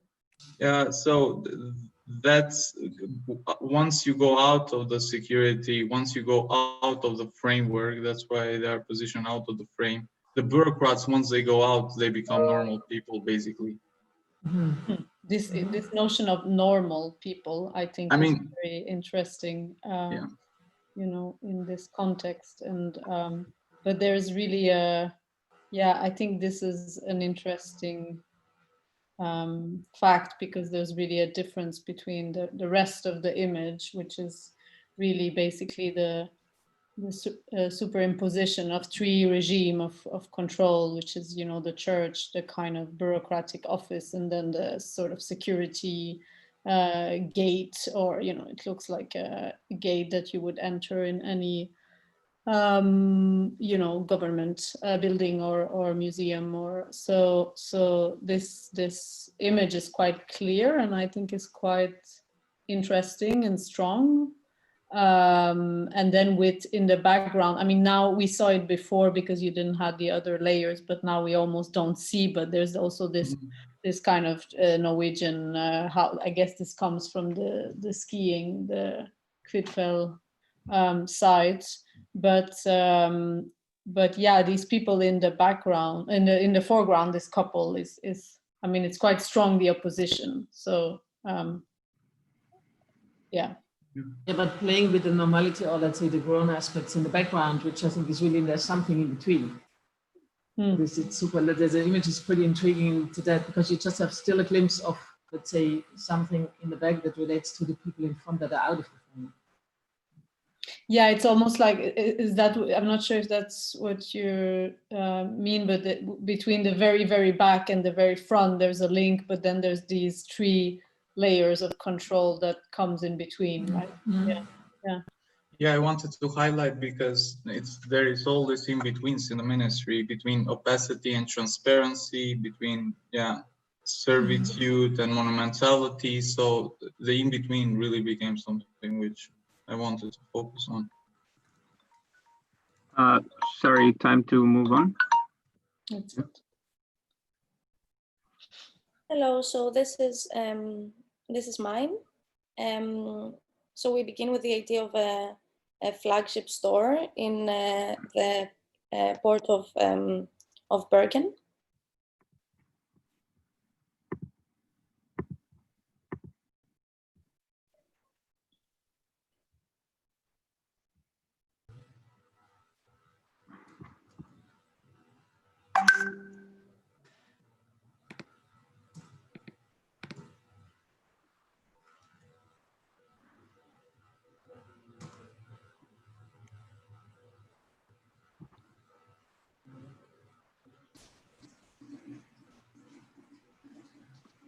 And so where I began from was and I'm not sure if I'm pronouncing it right, the Bricken shops, which are located in the port of Bergen, and how this becomes another a smaller scale of a retail store, but that could be something like a flagship store that connects the Scandinavian minimal design with also the traditional design of clothing, like local fabrics and local designers. But yeah, so it's like a Clear, Theodora. Yeah, sorry? It's clear. I said it's clear. Oh, okay.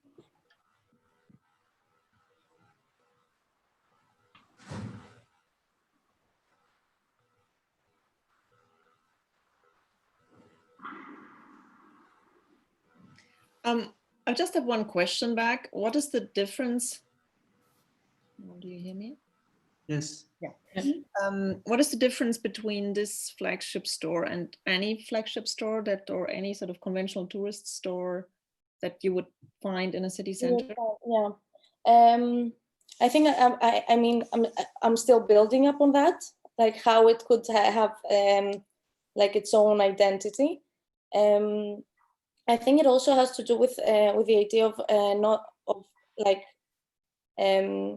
having a new line of clothing that I could also be a part of, like how I design, for example, and also this idea of bringing back the contemporary the contemporary clothing designers, but also the ones the local ones that already exist. So it's doing a little bit of research. I found that there's some small factories that do much knitwear, for example, a lot of knitwear, and used very local materials, and also this kind of international but still Scandinavian designers. So these two coming in one, for example, in a clothing line that could be located in a house that it's in the port of Bergen. That's the basis of the idea now. At least that's where I begin from.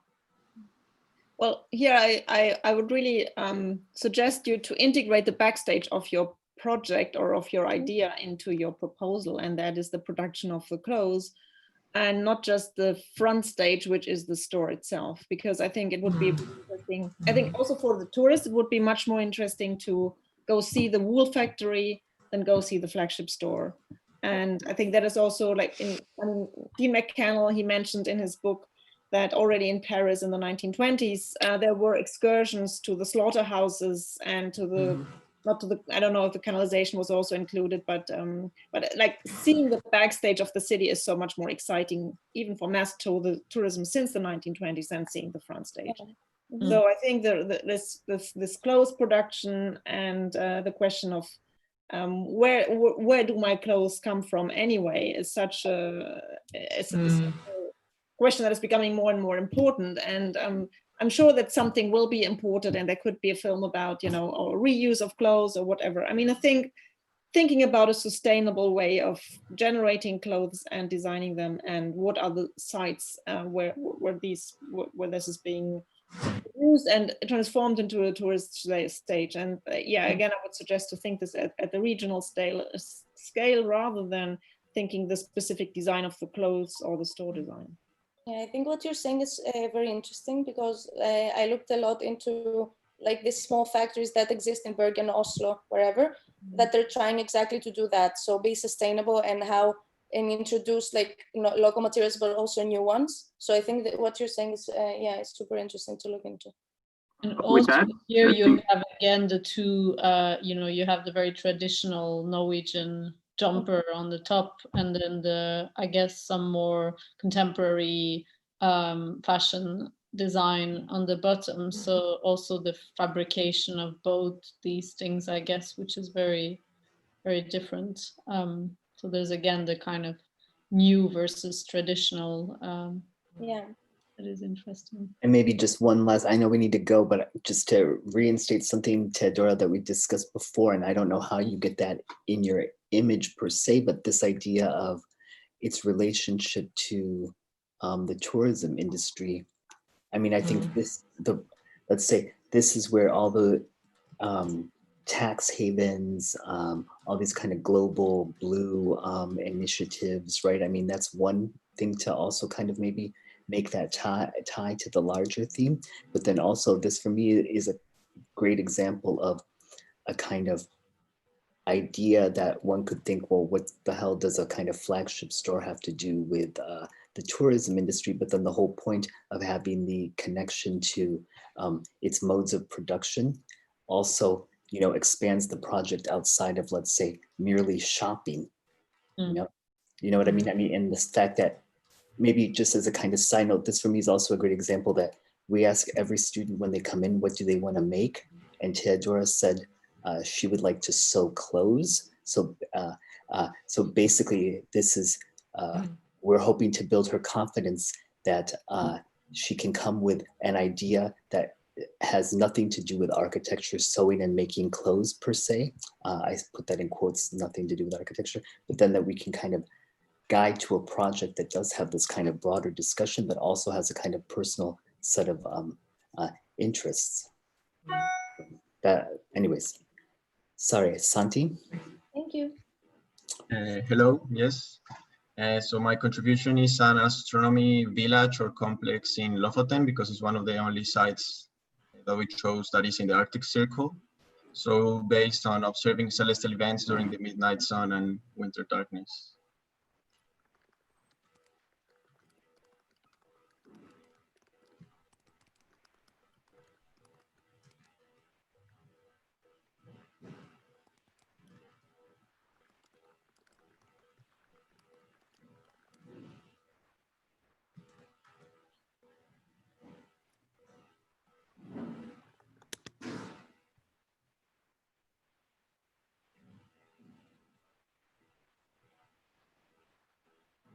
So the project takes as a base the building type of the observatory.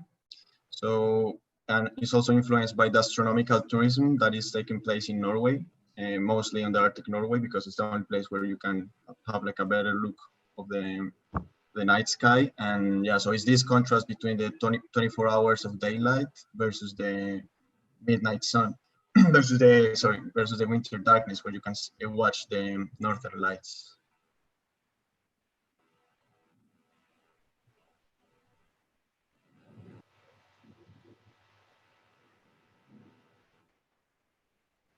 How does your project, how does the kind of the history of the type of the planetarium inform your project as a kind of the rich history of this building type in a way?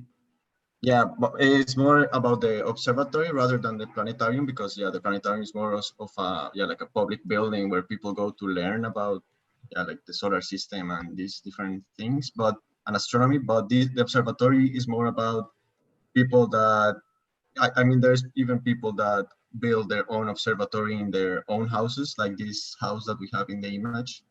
They build like their own amateur astronomer observatory. So it's more about the fact of watching the sky rather than learn. Yeah, like you can also learn from it, but it's not a research center. It's more just observe.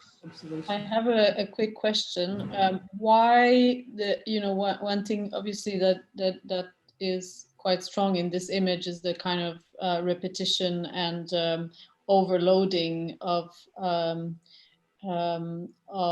observatory, which contrasts with the program you want to explore itself, which is a kind of passive, very minimal sort of structure. And so why did you decide in your collage to have this kind of overloading, and why did you put 5, 6 observatory as opposed to having, let's say, a very clean image with one element only? Yeah, I think I wanted to represent like the massiveness of these structures, like because I feel that the contrast between the scale of the object versus the landscape itself is something that I have to take into account, because maybe it's not that good to build like that many observatories in all of these islands, but maybe it's just better to build just one, or it's just to put into question like how many, because if it's an astronomy village, like how many observatories will we need? Like, would it be just for each private dwelling, or it will be just also like a public one, like the one on the right, that is more of a, like it could be like a communal use in a way, collective use. And then it also makes reference with the,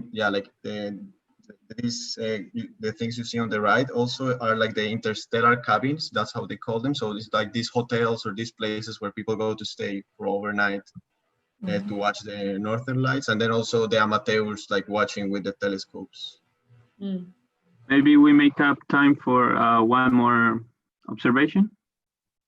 Yeah, but I think, let's say, what strikes me in a way that, and let's say there was something coming up in a way of, when I was following what you were saying, kind of about light pollution, and also this kind of overcrowdedness I'm seeing there, because let's say being capable to, there's a reason why we are capable to see that kind of the sky that way there, and also the northern light is also in which to be kind of quite solitary somewhere, or there is no light around.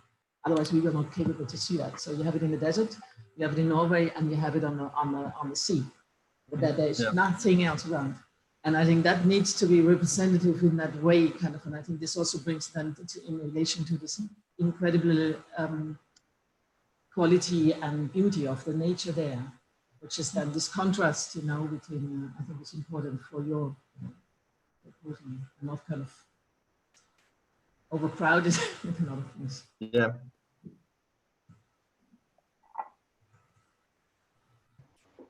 So this is me, stage tourism in Lofoten.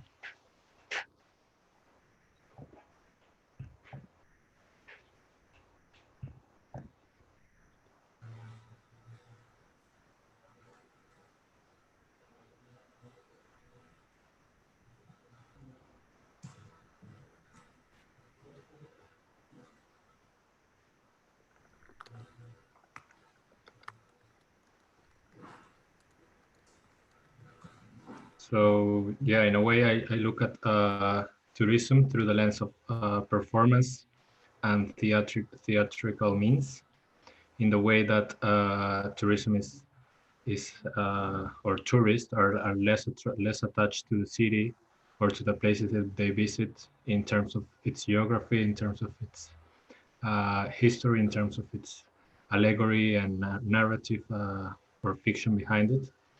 And I think Anna mentioned before the stage authenticity or the stage tourism, and what is in the backstage, or how does it operate. So yeah, I delve into those ideas.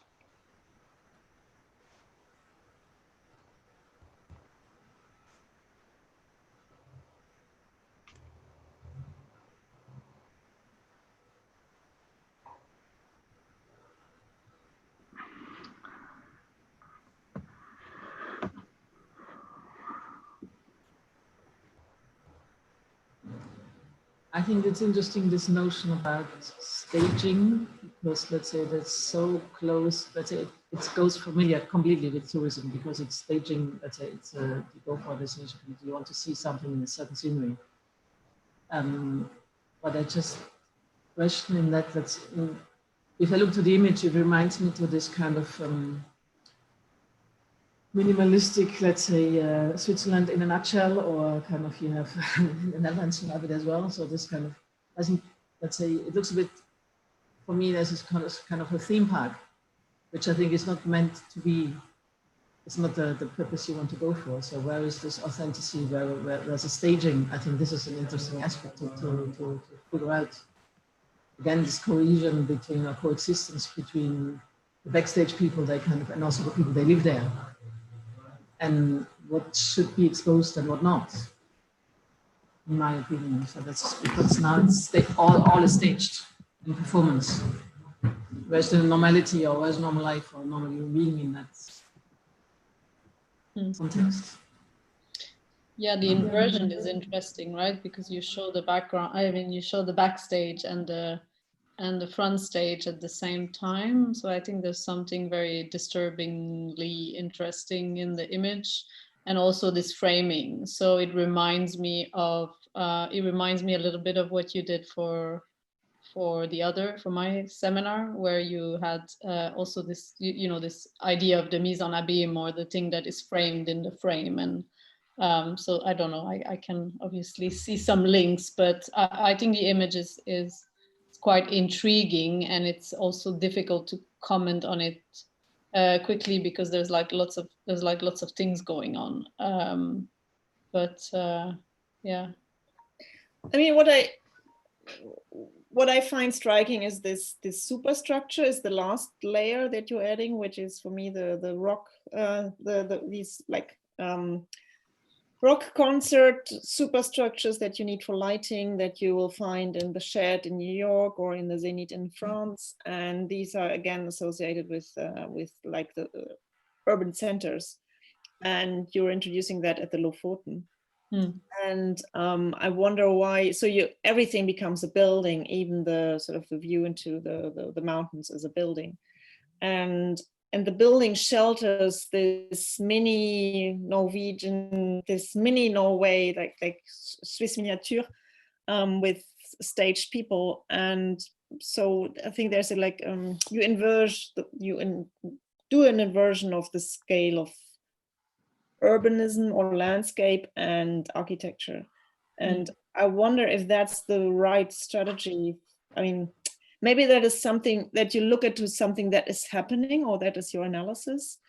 And I think for me, it's really terrifying. I mean, if that is what you're proposing for the Lofoten, I think even if you do a correct analysis, the outcome is quite terrifying, if I take it literally at what you're doing. But then, yeah, maybe it's just an analysis. And now is the question, how can you translate this analysis into something that becomes a viable process of what is going on there? Because yes, I mean, I agree that nature is completely staged, and that is something that you will have to, or that the tourists are not possibly very much interested in. Although, thinking about the people who go to the Lofoten, I think they want to have a true nature experience, and they don't want to have mini Norway there. Now we can. Yeah, maybe the last notion is also different. The scenery landscape. This is a building. It's not scenery landscape. Just be clear with what you wrote. It's fine. Then you go back. But I see it more like, I also hope that's not what you want to do. Like, I see it more as a critique and an exaggeration than. Yeah, in a way, its purpose is not to, it's to trigger some notions of representation and what the tourism industry implicates in the territory of Lofoten in a way. So you don't know if this is actually Lofoten in a building, or this is in the middle of Oslo or Bergen, and it's a representation of the territory. We should move to the last one now. Thank you. Yes, so mine is the final contribution. It's titled The Official in Residence, and it proposes a summer palace for the Norwegian royal household in Lofoten.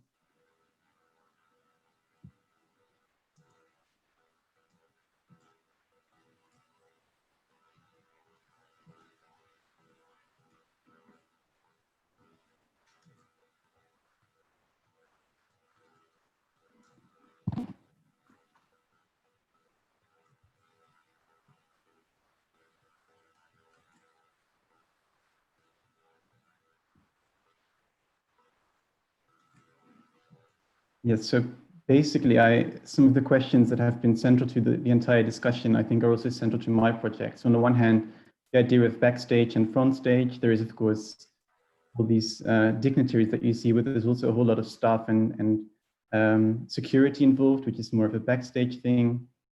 And also the idea of tradition and modernity, where, of course, a monarchy per definition is somehow quite old-fashioned and something that is weirdly timeless. But how does it move forward, and how can a new building somehow help in that, or support a modern monarchy?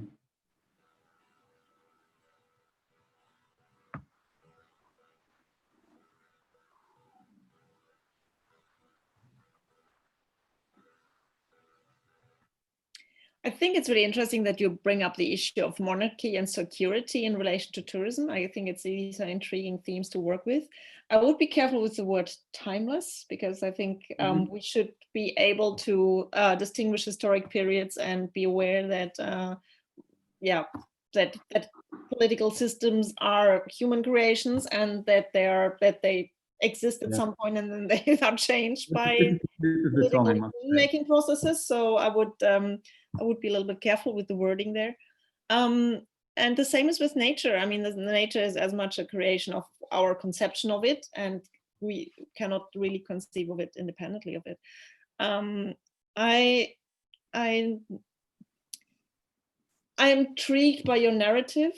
I think it's very, I also like that you have this sort of manga video game seriality that also reminds me of representations of Chinese party congresses in a way, but adapted to the situation of a dining hall. I immediately get the association with, although they're not Norwegian, but these like dogma film scenarios where everything seems really happy and nice, and then it already turns into something really creepy. There was the second layer, and the third layer turned into an action movie when the helicopter came into the image. And so nature is just a paper. It's like a wallpaper here. It's you're telling a crime story of societal relations and problems, but it takes place in front of a scenery, but nobody ever goes there and nobody even really looks at it. So that is maybe my question. How do you bring this societal story that this criminal whatever novel about Norwegian society, how do you bring that together with tourism and the experience of nature? Yeah, the summer palace in a way, kind of, they have this in the ocean, but let's say it doesn't appear like, or let's say feel like a summer palace in a Scandinavian context, in my opinion. And there's something very intriguing in the image, is the contradiction in perspective, which I find pretty interesting. What do you want to say with that? What is the... Well, it's also, I mean, it's mostly these tables, right, that have a different kind of perspective, which also enables this sort of specificity of how these stagings are also very specific to the moment. So you see that whenever there's a different country visiting, there's a whole different kind of setup that informs the way they interact with each other. That involves also this whole backstage, front stage thing again, where they sort of meet. Yeah, and I hope to make that visible in this way. Yeah, there's the idea of protocol, right? That you also touched on in your, again, in your other work. I see also here a very clear connection, but the idea of protocol. And I think, as Anne mentioned, it's quite interesting that they all are all with their back to the nature, and everything is turned around to this. So what does it mean? Also, it quite clearly with these photographers, it becomes really a stage set again, right? So they are not facing nature themselves, but in all the images that might appear afterwards, all of a sudden this nature plays a major role in the way this is staged again. So it's also in a way a creation of identity where these mountainous areas are sort of very closely identified to the king or to the state.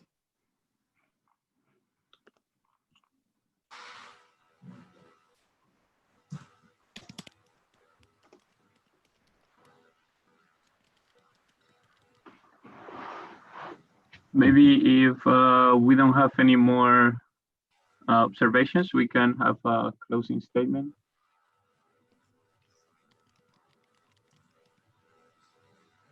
Or maybe the other way around, guys, is what are some pressing questions that have been discussed that you've been reflecting that you can ask our guests, remember this is framed as a conversation. So a dialogue. A question from your side regarding comments or something like that, because I think it was, I find it it's a super interesting approach, and it's kind of imaginary, kind of in a collage, kind of how to approach a project and these topics, that we don't disturb you. So if there's a question, I think it's really relevant to ask it now, to be able to continue.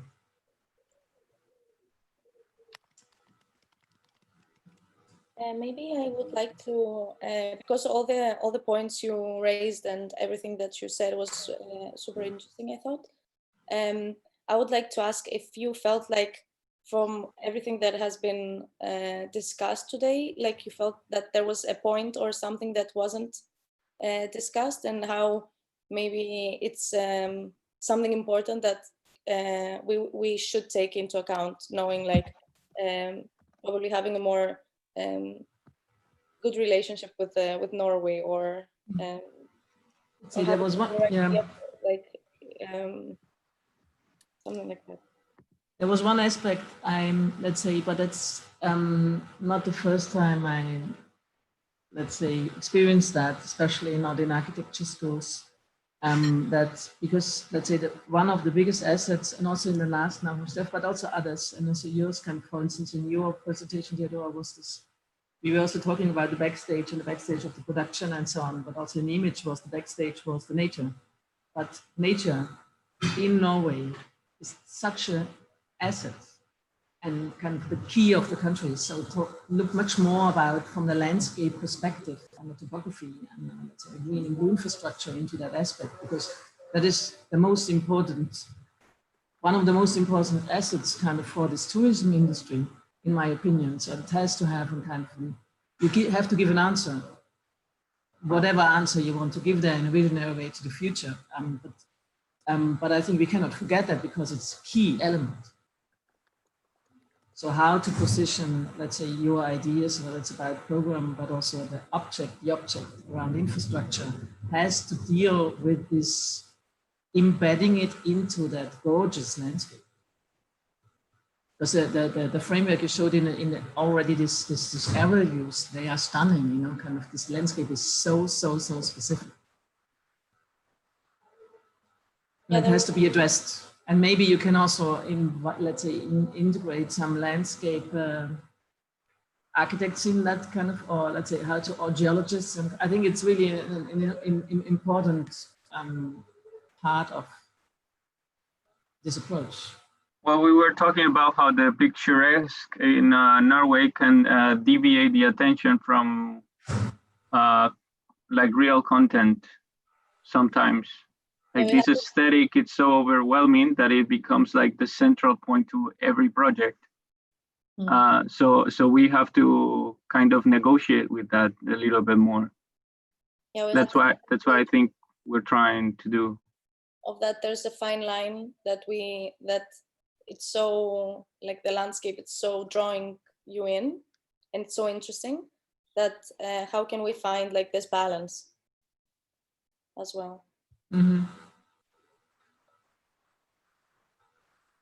I think this notion about authenticity and, let's say, new or visionary, but also this front and backstage, in my opinion, this touches all levels. And I think if you go in this, always deal with this kind of contradictions in a way, or this difference, because it's all about difference. It's something I really realize now, especially, I think it's the awareness about kind of what is close and what is far, especially in the last kind of, I would say, 12 weeks, is getting so strong. I mean, I think that should kind of come out a little bit also in what you're proposing. Just being aware what it's there, being aware what's kind of is close by, and how do we see it always in the relation too, because we can only experience things in relation to something we know. Mm-hmm. I mean, I think this touches really upon a crucial issue in all of your projects, because Ute is stressing out, you really need to take the production of nature and its conservation of nature into consideration. And then you were replying, oh, nature is so sublime, it's so overwhelming, we cannot deal with it. Or it's so, I mean, we don't have the means to address it. And in the, I mean, what was mentioned were the projects for tourist infrastructures on the scenic roads. I think they were done in the 2000 noughties. I think they were done in 2007. It was the first time they were sort of nationally sort of exposed and discussed. I think you should really look at those because they have this incremental approach on different scales. And there's another thing that I've been thinking about. I'm not sure if it's really the right thing that you could work with, but I mean, I've been really fascinated by Anna Tsing's writings in general, but also I think the last book, The Mushroom at the End of the World, is particularly accessible because it sort of makes it, it's about living, I mean, the subtitle is, I think, living in the ruins of capitalism or something like that. And the ruins of capitalism, it's nature. And it's about how does sort of these people who gather mushrooms in the destroyed, or sort of the sort of semi-destroyed forests in Oregon, who are just, you know, one type of tree is growing there, and because this particular mushrooms, which is a delicacy in Japan, grows in these decayed woods, there's a whole sort of mushroom picker community that is evolving there, which is sort of free, but also they're really the subcategory of society, and they're connected to this luxury food industry in Japan. But how? And that is something that she explains in this book, how these two worlds interconnect and what are the conditions for their existence and how do they coexist with nature. And I think that can, I mean, I don't think, I mean, because some of your projects that you don't really deal with, you know, international like production of anything, but the production of nature. But I think it can give you ideas of how to have a more subtle approach to the core asset of the tourist industry that in a way is produced through your projects. Yeah, maybe, yeah, I completely agree. And maybe another thing that comes up in my mind is the cultivated landscape, because if you're talking about nature, I think in Norway there's a lot of parts kind of still nature, but kind of if you look to Central Europe, kind of there's not nearly no nature at all because it's all cultivated by human beings. And how do you like to translate this into the future with the projects you're kind of addressing, especially with tourism?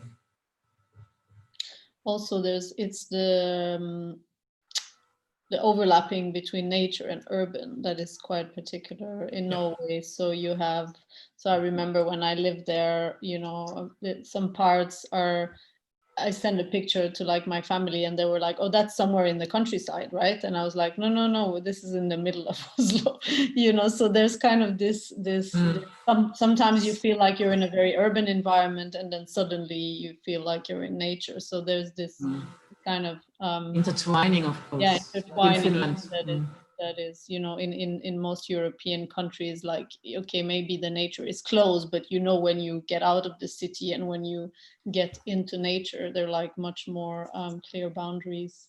But obviously all this would be, I mean, it would be really good if you could go, of course, because I think it's quite difficult to approach this territory without, you know, being able to go. I think in some projects it was visible, you know, especially for instance the one kind of where let's say the city was then in the valley and so on. So I think it's also, it is pretty interesting, and zooming in more in this kind of aerial views and Google Earth images and satellite images, you learn a lot. It's really amazing what you can learn about, let's say, the sites from that.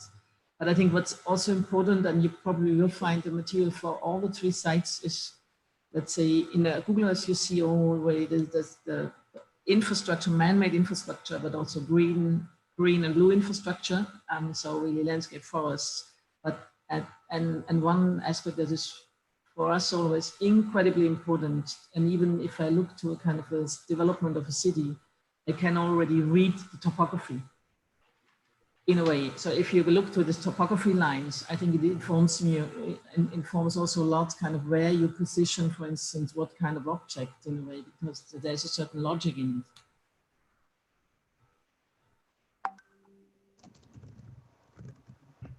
it. And even from street view, for example, because I was roaming through Bergen yesterday, and you get a lot from it. You can understand also that aspect that that Leah mentioned, like this kind of thing that you are not getting if you see it from above or if you don't go there. Mm. I feel like all our contributions refers to a kind of future vision for Norway, because we work Norway through a development lens scope. But yeah, there's one question I have is how far away the future we're gonna see is, like 5 years later or 20 years later.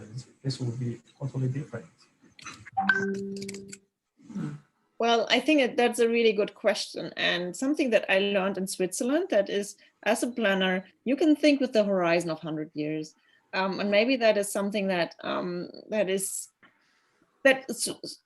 and it's not only because there has been no war in Switzerland, it's because there's a consciousness of sustainability, there's a consciousness that what we leave and what we do with the environment it's not going to be dismantled very soon. And so you think maybe you should think carefully about it, not because there will be generations after you, and it's a more, I mean, yeah, it's so much more sustainable to think in these ways. So I think this is the horizon that you should work with and think with. Mm-hmm. Well, on that note, we've run over. Thank you for your generosity for almost spending an additional hour with us. We appreciate it a lot. I think I think it was good for, I thought it was a very interesting set of engaging comments. It was, I hope for the 13 students, there were also many overlaps with things that we've also previously discussed, which I think is great, because then it also, let's say, it supports, let's say, things that are consistent, or places where there are loopholes that still need to kind of be filled in. So I think this was quite a nice way to get outsiders, let's say, feedback and engage in a dialogue through about a set of ideas. So, well, we will for sure extend an invitation. Hopefully it will be in person the next time, to join us at another part of this thesis process, since this is literally just, 13 points of departure to go somewhere.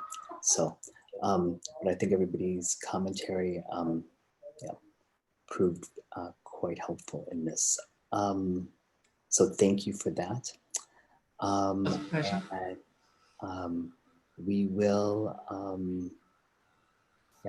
see you or Zoom soon, I hope. So thank you again, Ute, Anna, Leah, and Jonas, who, well, I'm sure he has to go have another photographic moment of his great library building. So kudos to him. But we will be in touch. And then, guys, we will have the lecture, the 2 public lectures starting at 3 o'clock today. And if you guys would like to join, we will have Ertzi Grau give a lecture on the Guggenheim Helsinki competition, followed by Kirsten Hares presenting 2 projects. Well, the Canal Centre Pompidou building competition in relation to their RTS building, which is under construction. So those are open to the public if you guys, well, would like to join on our YouTube channel. Anyways, thank you. Let's go grab some lunch and coffee, and see you soon. Okay. Thank you. It was a pleasure. Thank you for all the input. Thank you. Bye. Thank you. Thank you.